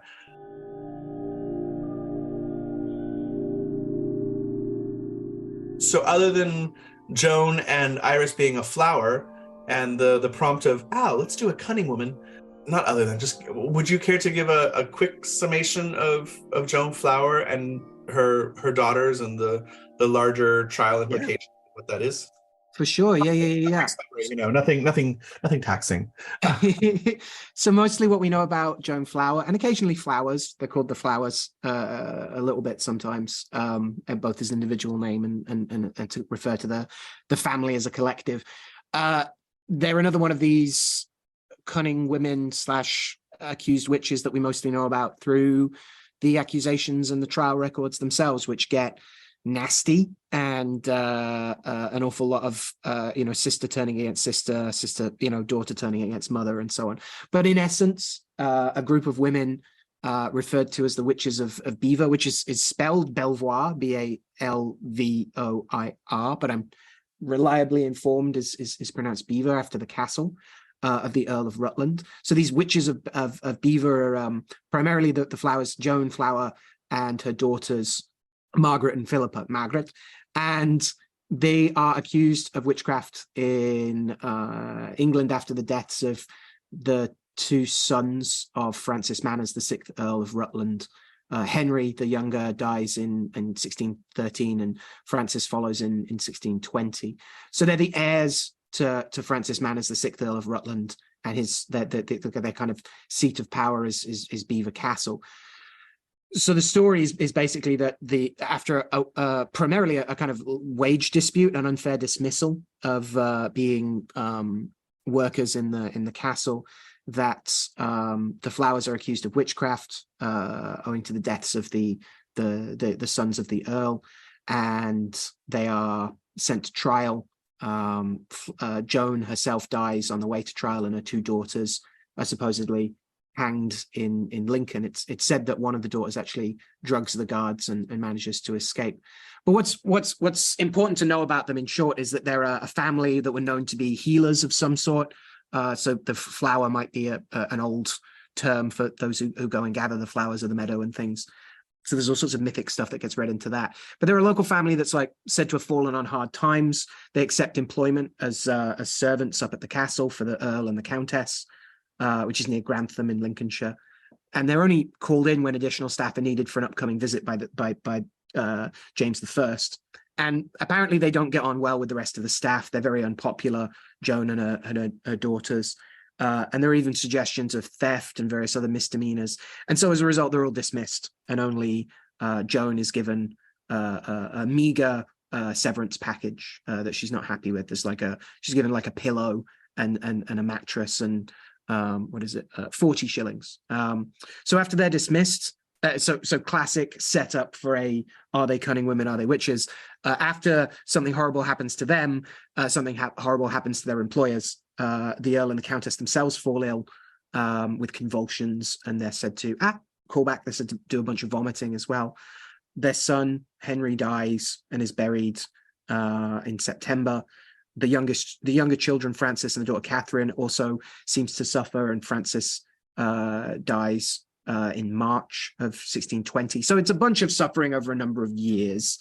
And 3 years after Henry's death, in July of 1616, there are 9 other women. There's something in the air that are hanged as witches in Leicestershire for having bewitched a young boy specifically. And these charges are very similar, and it seems especially around having cats as familiar spirits, which the Flowers are all said to have, along with a mole as well, a moldywump, which is a wonderful word. But it's like 5 years after they've been dismissed that the second son dies, and then the Rutlands have the Flowers arrested just before Christmas in 1618. And after initial examinations, by February of the following year, the women are taken to Lincoln jail. So when Flowers is arrested, there's another part to her witch legend, which is that when she's arrested, she professes her innocence. And while she isn't known as someone that's like regularly in the churches, she appeals to this old custom that if she can have bread as a substitute when she's given the Eucharist, this will prove that she can take, the whole body of Christ and not suffer, and therefore not have the devil in her.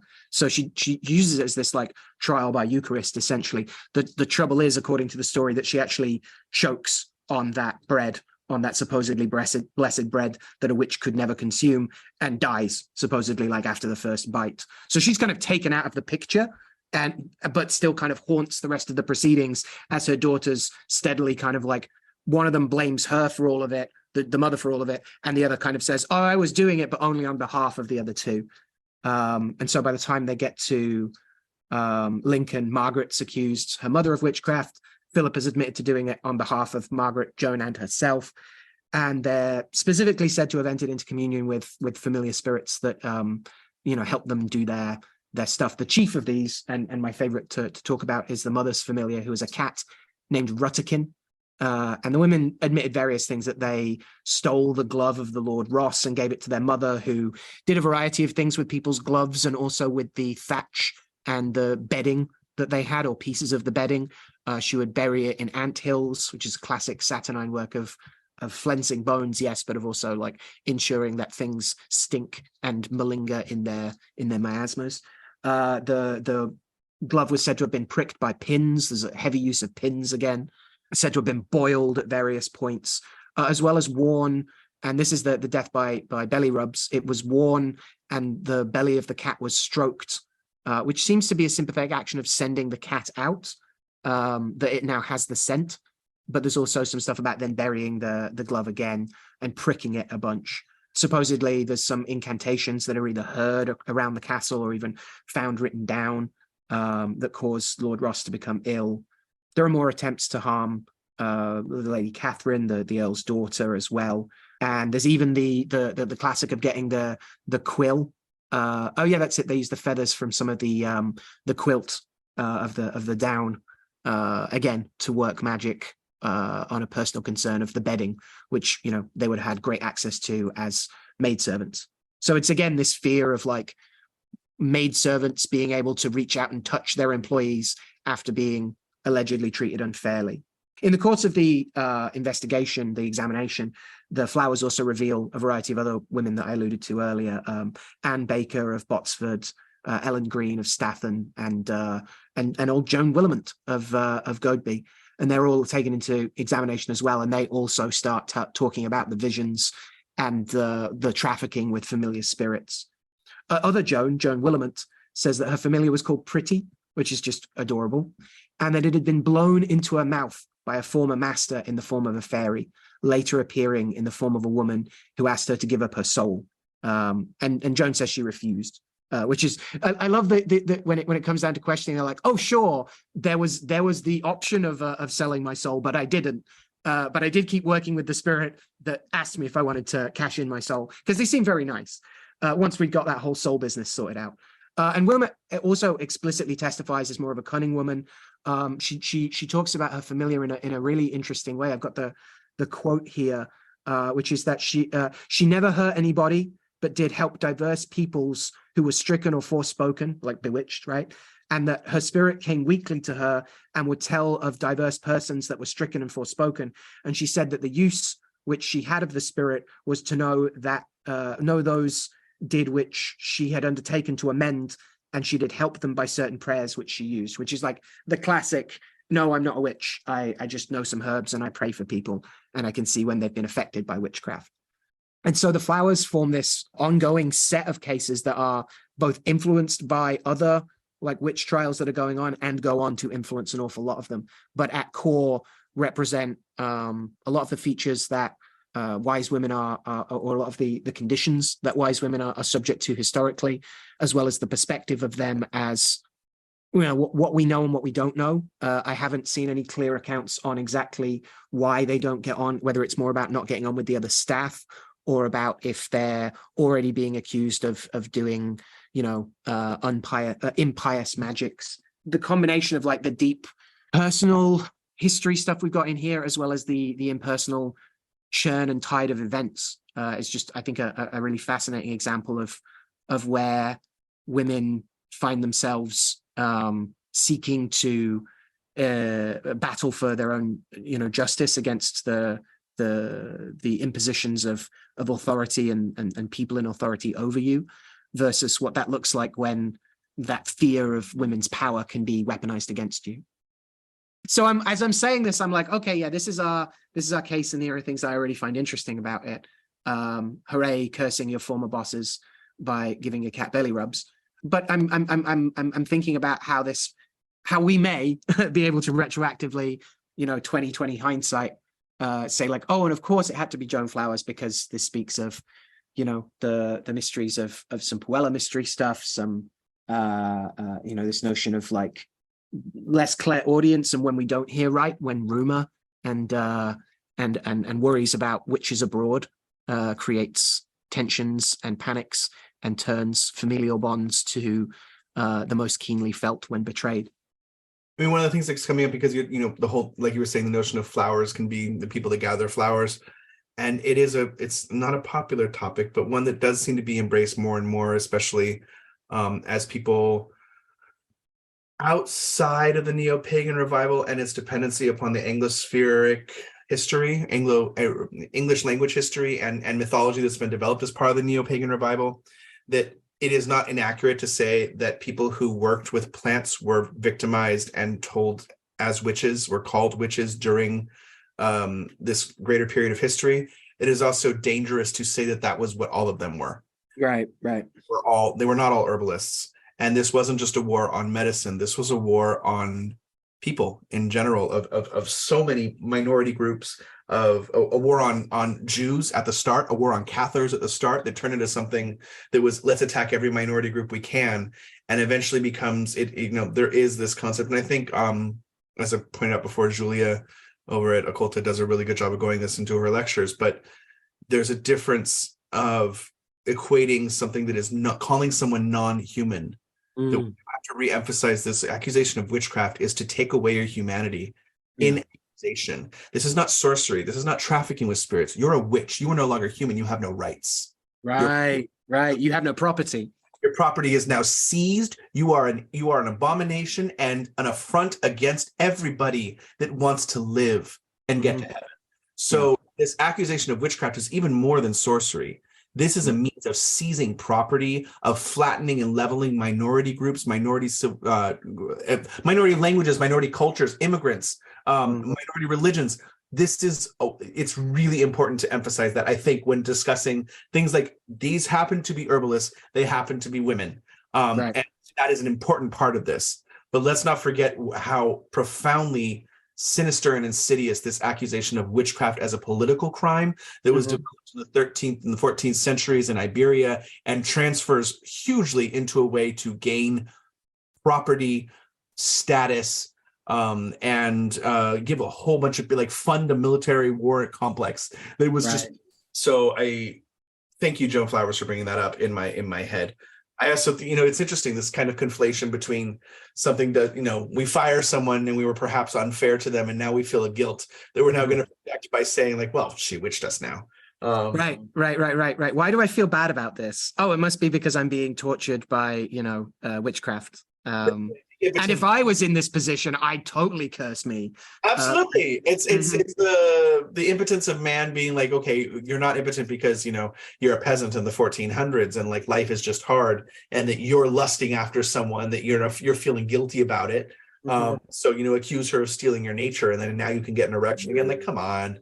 But the nature of it, you brought this up before, of, there's a lovely, because we don't use the word until recently quite as much, this whole concept of cunning person, and the intrinsic history of Wicca being tied up into, like, even references to the cunning morale, right? Not hugely so, just it's part of the fanciful lore that Wicca guises itself in justifying its history as something other than created from the brilliance of Gardner and Valiente and others like them. That something can be based in tradition, like what was put in that documentary, in the folk horror documentary, of where the woman was basically just referencing how popular media and other things, which is a great way to talk about our next speakeasy, that media itself, that witch hunting bills, that the Malleus Maleficarum, that discovery of witchcraft is popular media. And this integrates and reinvigorates the very practices they're trying to get away from, and even may not have actually existed at all, and are now do exist because they've been written about and named. So now people are looking to the very texts that are trying to promote, parroting, because I love it when Scott gets described as parodying of making a parody of it by hyperbolizing it, and now that just gets taken in for, well, this is what was going on, and people are using that in the same way that Gardner's proposing that High Magic Aid, a fiction book, becomes like actually documenting the truth of his tradition. High Magic Aid. It feels very much like what punk owes to Dare, right? Or like any number of those conservatives threatening us with a good time kind of angles, right? You see it with the ranters as well, the milieu of mystic anarchists that crop up around the English Revolution. That conservatives argue that they either didn't exist or they were purely an invention of the yellow press, like tabloids of the time, being like, did you know England has gone so far with this experiment with Commonwealth that some people are preaching naked? But the fact is that even hearing about that meant more people went, okay, that's a thing we can do. Like, the bad news travels incredibly fast, and that the demonologists' spilled ink will be the Rorschach for the next generation of baby witches. Another thing, because we do tangent on discovery of witchcraft, and those two sigils, which I've seen a lovely amount of flaring up over the last 6 to 8 months of people claiming that they were the first one to ever tattoo them on their hand. Oh, the one for homage and the one to fear no spirit but God. Yeah. Yes. Fear no one but God. Is it fear no spirit but God or fear no one but God? I think it's fear no one, right? There's a couple. Yeah, there's a couple. No one is the more common one, but they're the thing owing to. Oh, I've been looking at them because owing to Phil Legard's excellent legwork of research on looking at chrismons, and we're pretty sure they come from the markings above the door on the inside and on the outside of churches. And so inside it's fear no one but God, and outside it's do homage to all spirits to get you to church. Ah, that's fun. But yeah, they've been cropping up a lot more. You've got Gemma Gary using them, and like because they're sigils, as you've said many times. So of course it's going to be used in the English reading world if you're interested in magic. Yeah. And being that there's two, it would be a common thing to ascribe them to right and left, or inside and outside, or perhaps tattoo them on your flesh.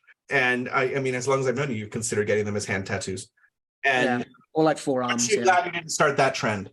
But I was thinking about the other day, because in reading kind of these like mini witch wars that were going on, and just be like, wow, there's some strong opinions here.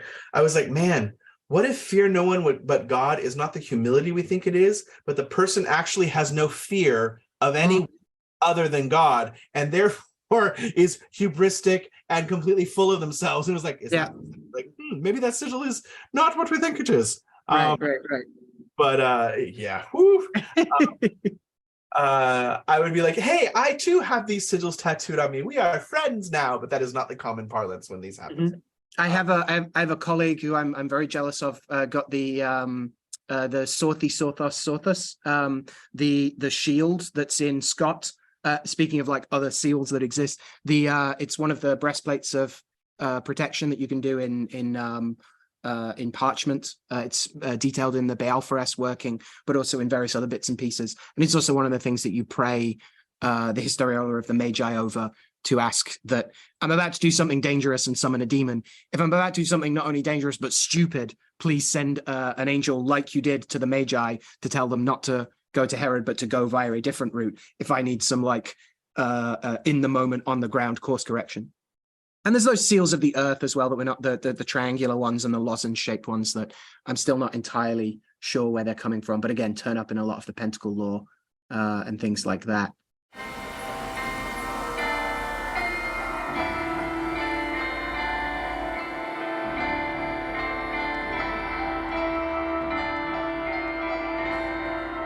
Okay, so Ms. Joan d'Arc, her last name is just Dark, which is, why don't we play, like, her father is Monsieur Tart in some of the trial transcriptions as well, which is also kind of fun.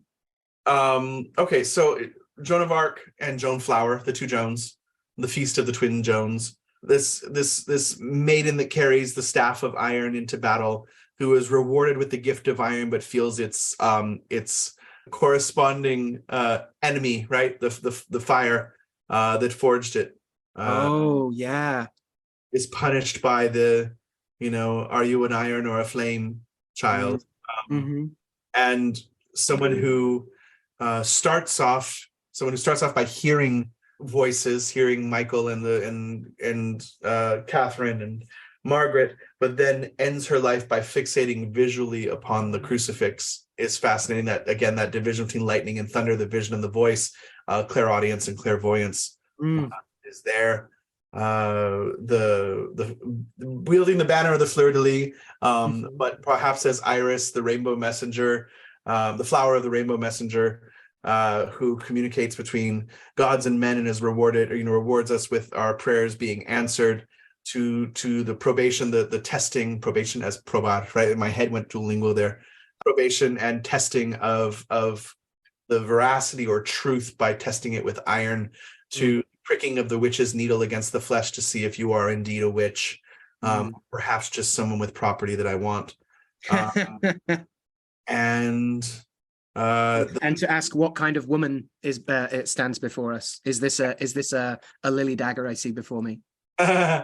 Oh, and then the strength card, right? This what pries open the lion's mouth? What, that notion that it is easier to hold an alligator's jaw shut than to push it closed.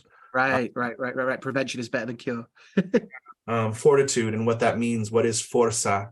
There's something really fun flowing between all of those things. Yeah. What it is to dance and to fight for things that are bigger than you, and to what it is to be held to those promises that are made when we hear those things and respond. Well then, I would say we've wrapped up this ramble. Yeah, an all-terrain again. Yeah. In celebration of further rambles, it'd be great to give people a little more information as we're putting it together of the coming speakeasy. Yes, absolutely. Which is indeed Friday, the 14th of July. We'll be announcing our cast of ne'er-do-wells who've agreed to come on board for this one soon. So I won't go into the specifics of that.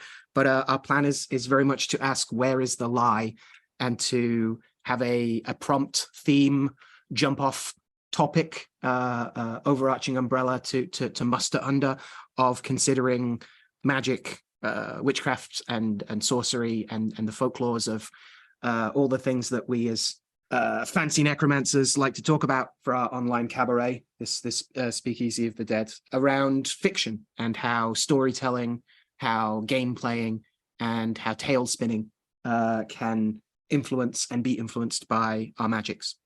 For outside of the confines of time, for those listening to this past this Speakeasy, just check out speakeasyofthedead.com and radiofreegolgotha.com. It will explain more of these, and if it's something that you're interested in joining us in the future, sign up for hopefully by the time you hear this, some type of mailing list that will alert you to such things, where we're supposedly figuring out technology and our Ludditeness and a forthcoming Patreon, even though it'll be blanked out of the Instagram rhythm.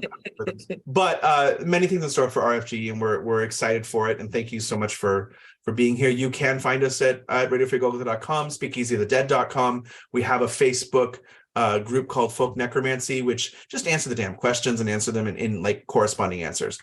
The first one is like why you're interested in folk necromancy. The second one is, do you agree that different opinions are okay and you're not going to be a horrible person and like tell everybody that they're wrong?